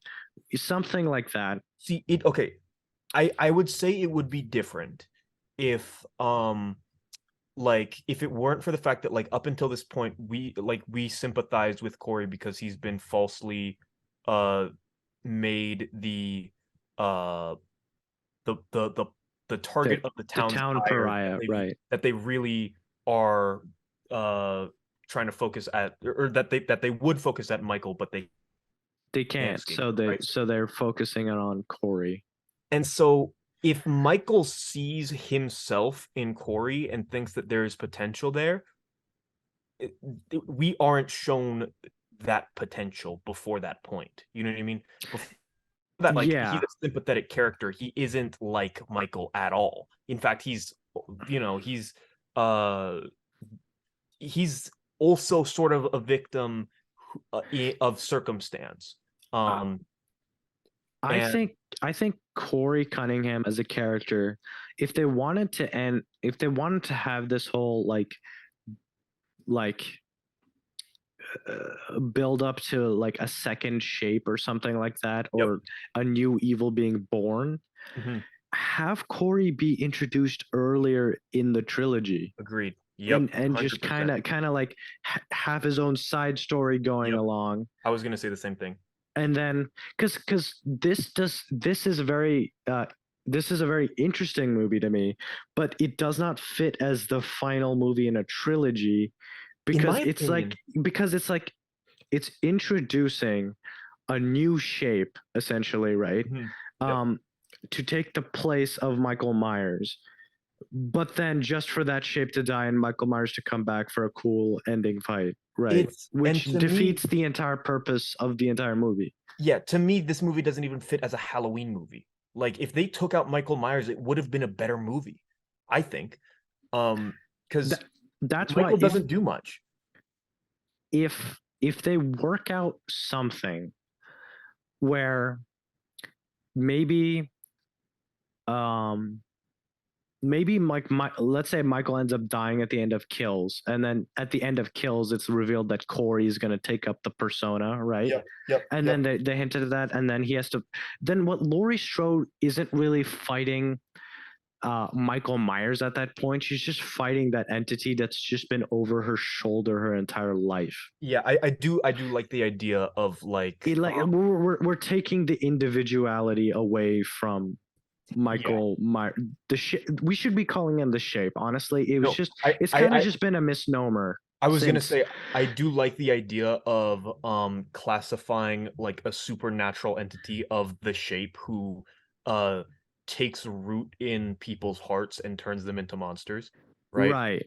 Like, I mean, not a literal supernatural entity, but you get what I'm saying, where it's like it's this concept of like the shape is this thing that people uh who are misunderstood, if they are continuously prodded over and over again, they snap and the shape takes hold and then they become like Michael. Um Right.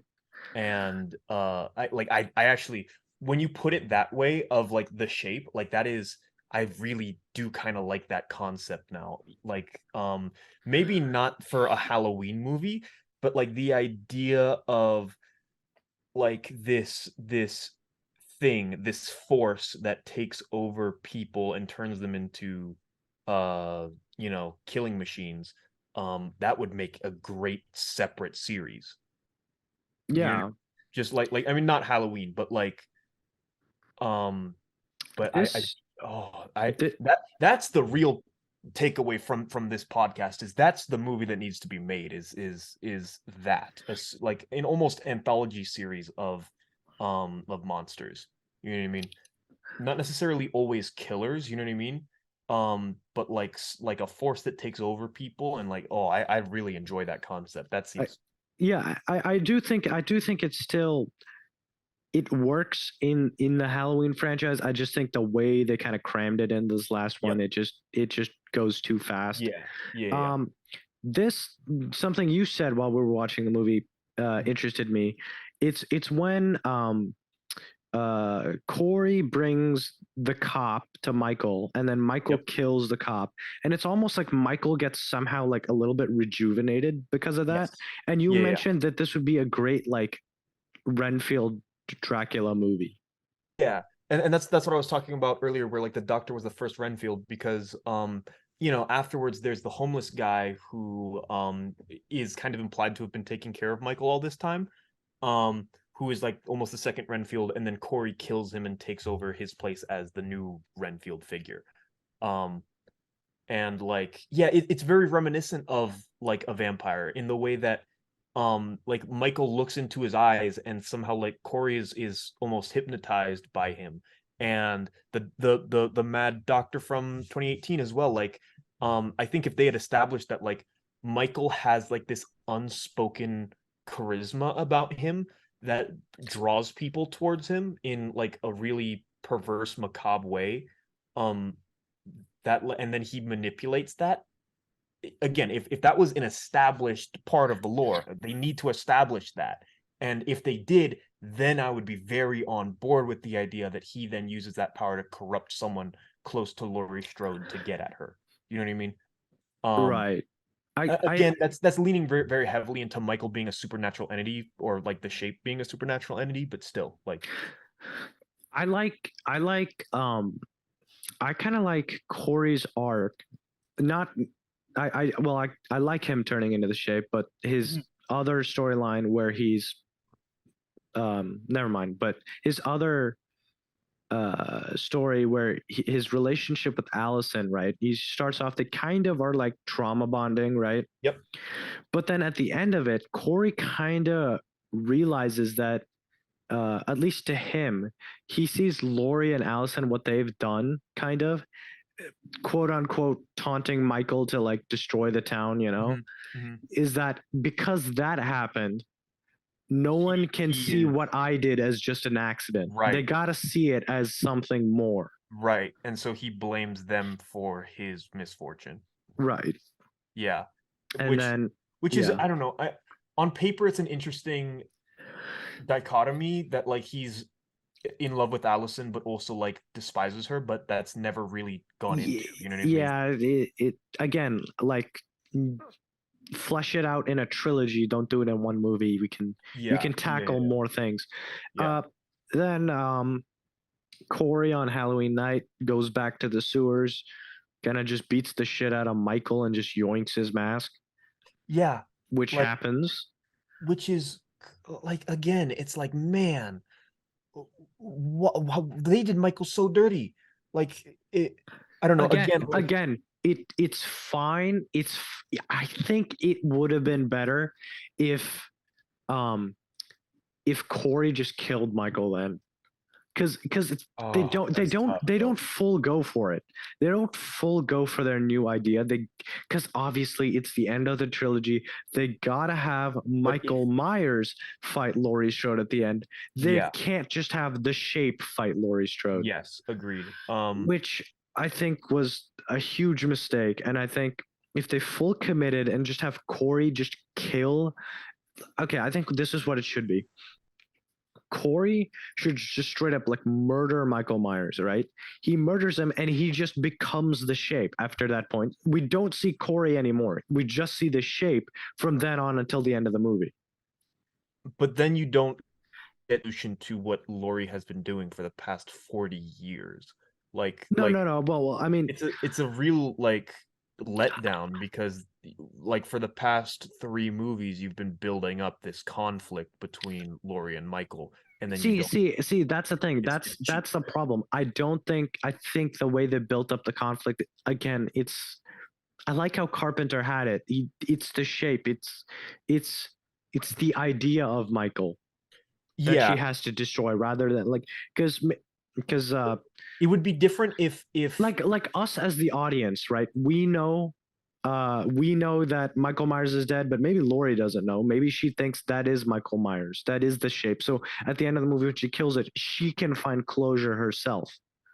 you know what, I think that would only work if Corey kills Michael at the end of Kills, Yes, that could work and then because they have ends to, the town yeah. has to think that Michael is dead. But if the town has to think Or Michael is Lori has to know that Michael is dead, and that no, Corey. no. See, here's the thing. I don't think anyone's got to know that Michael is dead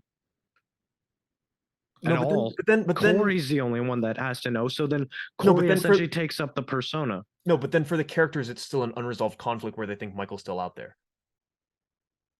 No. It's not though.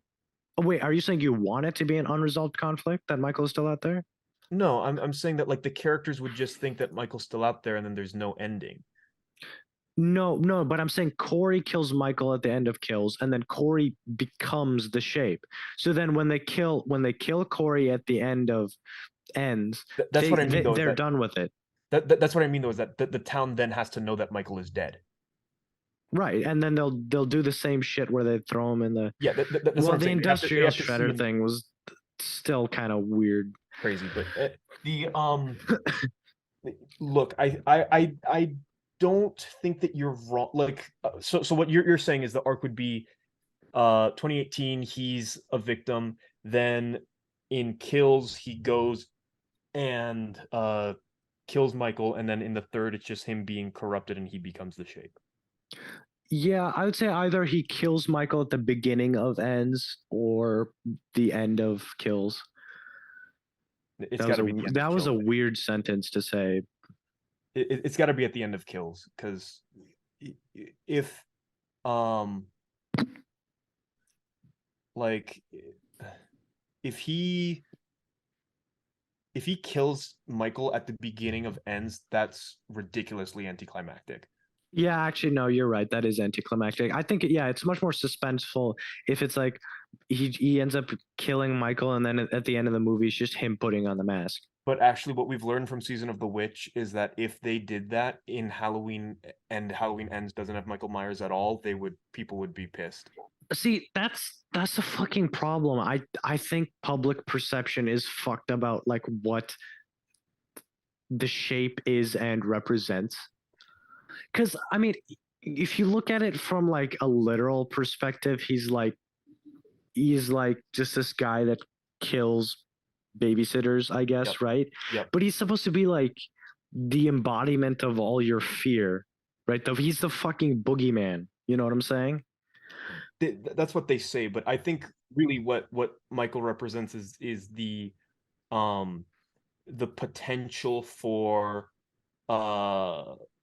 I guess the potential for that boogeyman to be anybody and to be around any corner, right? And I think that you're correct that the idea of like the shape being something that isn't directly connected to Michael and can be anybody um emphasizes the idea that, I mean, Michael could be anybody because you never see his face. He wears, the mask the whole time, and he is, he could be your neighbor across the street for all you know.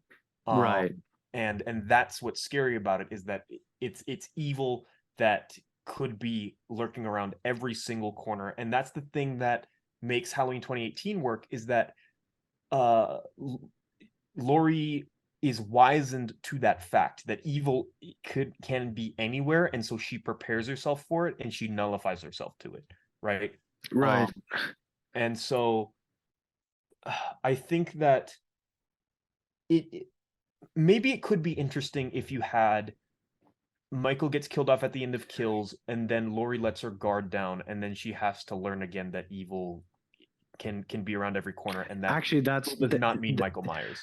that that's good because so then what would have happened is, let's say, um so then we just kind of shift back events of it. So Corey would have accidentally killed the kid a little bit earlier Hmm. in time, and then So really so quickly, you would so have done so here, away really, so you would have done away with the idea that Corey is being the scapegoat for the fear that the town has of Michael Myers.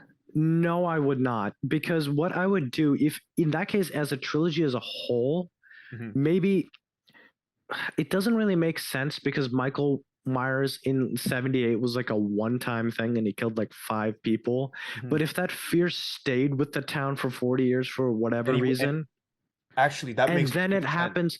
happens, let's say like it happens a couple years before Halloween 2018. Well, yeah, and in that case, Michael at the end of one, when he disappears, they never find him. He's just gone. And so the town is still scared of Michael because he Yeah, was never caught. yeah, he's never caught. Okay, yeah. Yeah, so then Corey still is the scapegoat for the town's fears. Mhm. And so then he still has the same motives and reasons for turning into the shape, Right. right? Um, and then, like you said, he kills Michael Myers at the end of Kills, and he dons the persona, and then I think it's a good arc for Laurie to understand that That that that evil that does not mean Michael. evil does not mean Michael. Evil can be around any corner. Mm-hmm. It's not even it's evil isn't even anything that's fucking uh tied to one specific thing. It can Right. be anything. Honestly, the way that we talk about the shape is very similar to the Jungian idea of the shadow. Like the idea that within every person there dwells like Right, yeah. the capability for dark, evil things, and Right, that yes. anybody is capable of falling into it instead of, the idea that evil is just something that some people have. It is an innate quality of humanity that we choose to keep at bay. Um, and And I think at the end of ends, she ends up killing Corey, right? hmm, Corey dies, but then I guess there should be like I think maybe from the town's perspective, right? mhm, Haddonfield, they're like, "Yay, the shape is dead. Michael Myers is dead," right? So the town can find closure, but maybe it's better if Laurie is kind of like uneasy at the end of the movie. right. You Yeah, know what I'm yeah, saying? And yeah, you yeah, kind yeah. of like leave it off on that note. Yeah, yeah, I agree. Um, so although I do like this idea better, I would really quickly like to touch on another idea that I had. Sure. Because okay, so just a couple things that I want to point out about Halloween Ends that I enjoyed, that I thought were kind of good, was that number one, the scene where Corey and Michael are working together as a tag team was kind of neat, I think, like conceptually. Yes. I Um, I liked how rough Corey was. He was yes. definitely doing it in a unprofessional manner, if you It could was say it was something. it was far more uh, visceral and primal and emotional, whereas Michael was Very so human. cold. Yeah, but Michael was um because that's the idea that like Corey has not yet fully been possessed by the shape, and Right. that Michael is fully the shape, whereas Corey he still has that little bit of emotion Humanity. inside of him when he kills that Michael just has completely none of. Don't get me wrong, the kills were kind of weak themselves, but I liked that aspect of it. I also really liked that Oh, quick tangent, quick tangent. oh yeah. They do the same stab through the wall kill. Is this like Yeah. the third time they've done that Yeah. now? Yeah. Third time in this timeline. Yeah. It's Which the kills could the kill for the doctor and then like the assistant he's fucking, those kills could have been way better. yeah, agreed. A lot of the kills in Ends in particular, kills as well. Actually, in a lot of these movies, Minus the DJ and then the band kids yeah, had good kills. They were the good band kills. kids I didn't much care for. I thought the band kids were kind of okay, except for when he hits him with the truck. That was pretty good. Yeah. Um, but I don't know. I liked that bit, and the other part again is that we see again now that Lori kind of is no longer bedridden. Um, we see her use the Michael Myers powers more. Like, and so like there's like this confrontation between her and Corey when she sees the devil's eyes, right? Which is again, if we're treating the shape as like almost like a disease, the first symptom is the devil's eyes, right? Like the blank, emotionless, dark eyes. And Right. and there's the scene where now it's Followed Corey, by teleporting. yeah, followed by teleporting. Well, but that's the thing, is that Lori learned the instant transmission. She learned the teleportation without getting the devil's eyes, right? Because she has analyzed it so much that she's able to uh actually, okay, this is super tangenty, but I do kind of like the idea that, again, if we're treating the shape as a supernatural entity, that Lori is able to tap into the shape just a little bit. And the Maybe it's like is the Jungian teleportation. thing that Yeah, you mentioned. yeah. Yeah, So okay. the idea is that like she is tapping into the evil within herself to kill Michael. And that in order for her to be able to combat Michael, she has to be just as emotion and without empathy and filled with hate as he is. It's almost like, in Star Wars, the idea of like the dark side of the force, right? Right. Where, she's beginning to play with it, and there's that danger of it could overtake her, and then she is no longer human, and she risks becoming just like Michael. Um, and so again, this is turning Halloween into a very much different series with a lot more supernatural aspects, but I think that would be pretty neat. Like the idea of I mean, it's very typical in a lot of superhero fiction as well, where you have the idea that the only thing that separates me from the villain is that uh is the compassion, right? And if she is tapping into that and she's losing her compassion to fight Michael, she risks being in that same camp. You know what I mean?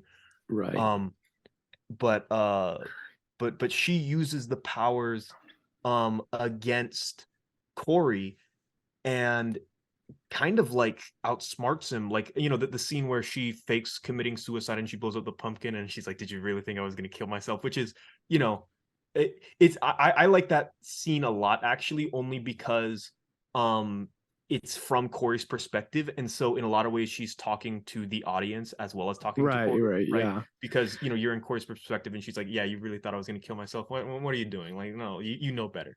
um Right.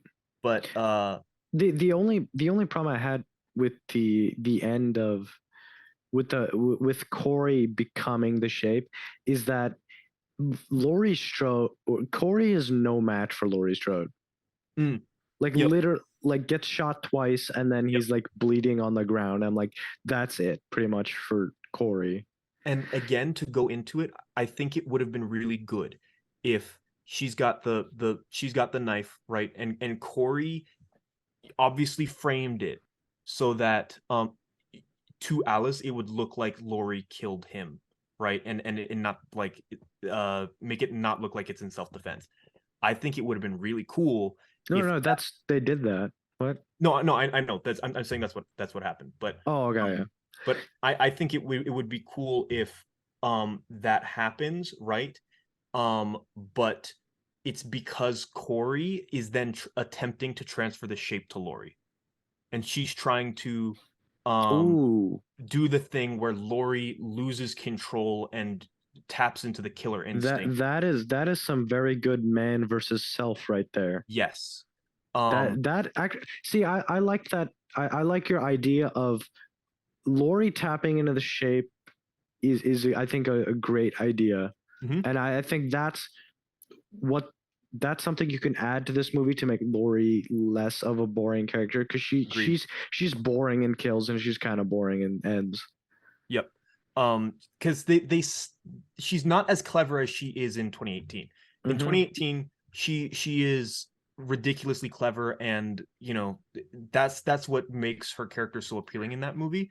And also the subversion of expectations as well. So you kind of you lose out on the subversion of expectations because now you know what's coming from Lori. Um, but yeah, I think that the uh I would like, or like Lori almost gets the devil's eyes. She almost, you know, maybe there's like a scene where like her eyes are just like super blank and staring into the abyss, right? You know, like the concept of Nietzsche, right? You stare into the abyss, Right. um and but then I would like to think that Alice is the person that stops her from going full shape and prevents her from becoming what she sought to destroy. And then that's when Michael shows up, and then it'd be Wait, good if Lori that was able to defeat Michael without tapping into the shape. that's when Michael or the shape comes back. When Michael, well, you know, this is again, this is me without the idea that Corey kills off Michael. This is Oh, this, okay, okay, okay. you know Right. what I mean? I think I mean it's been a while, but I said that this is like a separate idea. Okay, separate Um, idea. Yeah, I get it. yeah. But yeah, anyways, I like the idea that Alice is the person to snap Lori out of the shape taking hold, right? Right. And the only way that they're able to defeat Michael for good is by not having to tap into the shape and not losing their humanity in order to kill him. And they need to instead use their humanity as a strong point. And that's the way they finally kill Michael. Right. versus the way that it's done in the actual film, where it's just a very lackadaisical fight scene where they just pin him down and they slit his wrist a couple times, and it's like Yeah, it was very like so anticlimactic. I hate I mean, I'm not really a big fan of like horror movies having like good endings. Sure. That's why I wanted this to be like like it's not like a bad ending for the main characters. It's just kind of an ominous ending where like Right. Yep. where Laurie's like maybe it's like a voiceover where she's like Michael could be in any one of us, Yep. something Yep. like Yep. Yep. that. Yep. But here it's kind of a very happy ending, Yeah. minus their friends that died. But Yeah. It's they throw him down a fucking industrial shredder, and I was like, okay, I get that I get it that Halloween is ending. but in a weird midnight procession where the entire town just they strap him to the roof of a car like a fucking prize deer. Yeah, they do that, and then the police are okay with it because laws don't matter. Apparently, I mean, they again, it's weird because in Halloween Kills, they're like, no, mob mentality bad, and then mob mentality wins. Like, it's like what? Yeah, it's kind of like, yeah, we It, can ignore proper procedures and we can yeah, just because it's throw. Michael Myers, and and like I kind of like the idea that like all of his victims are like there, um, but and I get that like the symbolism is that's the only way that the town stops being paranoid is that they know that Michael is dead. But yeah, I agree with you that like the town knows that Michael is dead, right? They think he's dead. They're like, "Yay, we can all move on with our lives. Everything is fine." But then Lori and Alice are the people who know that like this could Th- happen to anyone and it can happen again. yeah, Yeah. Yeah. Overall, I think that the series just kind of is a downward spiral. I don't The think it's a trilogy at down. least. I think if it's like if we look at it like a fucking like line graph, it's like it's up and then down all the way with kills, and I do think it goes a bit up with ends. I, Not I not as high as 2018, but a bit no, up. I don't think that like my big thing as to why I think ends is worse than kills is just that ends is so far removed from the Halloween franchise that it takes you out of the experience and it doesn't even feel like a Halloween movie. It's just the pacing is too slow compared to the other movies. The kills aren't as good. And again, there are parts of 3 that I don't dislike and that, and that I think are thematically interesting if again like we said if it had been extrapolated upon in the earlier movies um but the movie itself is just it's not good, it's really bad. It's a really disappointing ending to the series. Not that it's going to actually be the ending because we know probably better than anyone that reboots come around every 10 years or so. So we'll see you guys for H60 Yeah. when they inevitably come back. And I think, unfortunately, by that point, Jamie Lee Curtis will have passed. And then John Carpenter probably too at that rate. And they'll be free to just completely butcher the entire franchise with nobody from the original interrupting. It's not Um, like they haven't been doing that for decades already yeah, exactly. Yeah, with this franchise. But yeah. overall, I liked where they were going with ends, but they never 100% committed because at the end of the movie, they're like, "Oh no, we have to have Michael Myers fight Laurie Strode." Yeah, well, Kills as well suffers from that. I think where like they had some interesting ideas that they didn't want to fully commit to. Right. Um, and I think they should have. I think if they fully committed, they both movies would have been better. agreed. I think both movies would have actually been like solid sequels. Hmm. If they had just leaned a little bit harder into it, I because yeah, it just feels like both of them are half baked. Yeah, I think. I often wonder if John Carpenter, when writing Halloween, thought of the shape as a supernatural force that, Mm, like you said, takes root in people. Like mhm. maybe, I don't know. It's maybe, art. It's, that's my interpretation of it, right? And I mean, I think that that's what I get out of Michael Myers as a character, is that unlike every other slasher movie, there's nothing special about Michael. Michael can be anybody. maybe it's like for the shape, depending on the person, Hmm. maybe it takes absolutely nothing to get them to fucking turn, right? Or Mm. maybe it's like it's a slow, like for example, Corey doesn't turn instantly. No, yeah. It's a build up. Whereas It's a slow process. Michael turned on a switch when he was 6 years old Sure. Yeah, that's for no true. reason. So I was wondering if that was what Carpenter envisioned, I don't or know. if he just saw Michael as just like a boogeyman.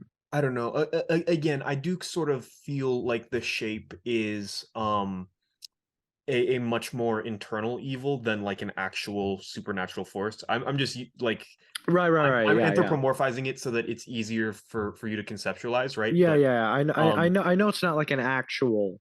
yeah, but like I mean, for me, the idea with Corey was that he was indulging more and more in his dark, in the dark tendencies and the impulses that we all have, right? Everybody, doesn't it doesn't matter how good you are, we all have dark thoughts that we don't act upon because we're good people, right?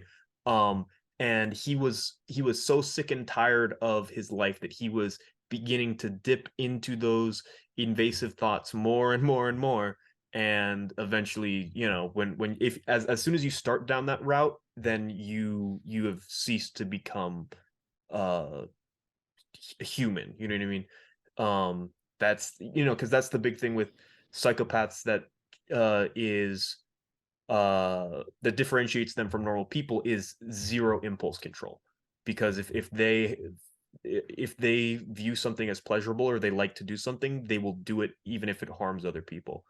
um and so A thing I noticed is, at least in the qualities of uh whatever possesses the evil of Corey, that is the same evil in Michael, Mhm. right? The shape will just, what we've Yep, been calling it. yep.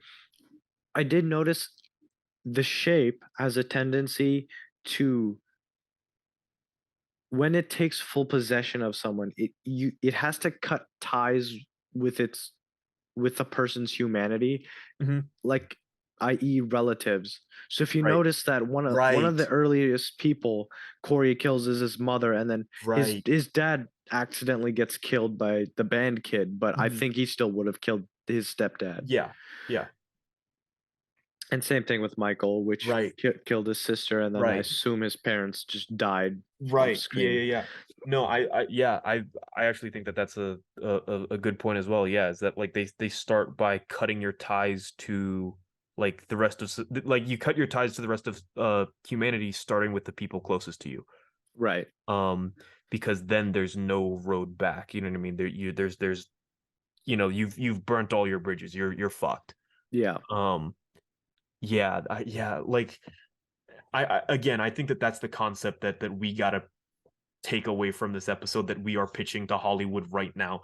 Let us do a movie about the shape, or like, or the shadow, or whatever you want to call it, because I think that there's so much there, because it's it's a fundamental truth about humanity that I think is really interesting. You know what I mean? I think Yeah. that's the thing that draws people to true crime serial killers in the first place, is that we all have that darkness inside of us that we never let take root, and we are morbidly curious about those People who let it people. take root. Yes. And I know not everyone gets being intrigued by that, but I think that that's something that a lot of people can understand is that it's getting a brief glimpse into the mind of someone um who on paper could be us, right? Even though in most cases serial killers are not like us, right? Serial killers are born with like an innate sociopathy or psychopathy, and just um never learn empathy or impulse control or anything like that, right? Um but it's still something that, like, as children, right, we have very little impulse control and empathy and things like that, and so there's still like a part of us that we see reflected in the abyss, you know what I mean? And yeah, I think that that's the most interesting thing about the Halloween franchise, and I think that actually yeah, I don't care if I have to wait 20 years. I will make H60 if I have to. Like I will do it. I'll bring back the franchise. I mean, you gotta let it breathe though. That's what I'm saying. H60 in 20 years, H60. because H20 is 20. No, no, no, I get 2018 is it, H. but like Yeah, I get it. But well, I mean, you would only call it like H60 if you plan on no, I'm incorporating just like Laurie no, I Strode. know. I'm I just know, I know. yeah. It's a stupid title. That's Yeah. what were they thinking with H2O? I Like have that is no an idea. awful time. It's That is so a bad. terrible title. It's so bad. Halloween water. Yeah, it's so bad. Like, and someone like some guy thought that they were so clever. They thought that Yeah. it was the most intelligent thing that they'd ever thought of, and it's like, oh, it's so dumb. The 90s were wild. The 90s were wild, yeah. Well, at that point it was nearly the early 2000s, so Oh wait, 20. Was that 2000 Halloween it H20? was I no, 98, I it was think. 9. Okay. So yeah, wild time period. I think that's all the thoughts that we have on Halloween. This has been a particularly long episode, but I don't know. We did also cover three movies instead of one, so I think it's kind of justified. Yep. I Uh know that the YouTube algorithm is not going to favor this, but I don't give a shit. I feel like we did some good work. I think overall our consensus is we give props for them not making it's not stale. Yep, This is not a stale trilogy. It sure. tackles interesting concepts, but sometimes doesn't 100% commit to those concepts, hence leaving it kind of weak. Yeah, it's interesting on paper, but mishandled Yeah. quite a bit. Um, so that's all of my thoughts, at least on Halloween. Anything else you want to add in closing? Mm, nope. That's pretty much everything.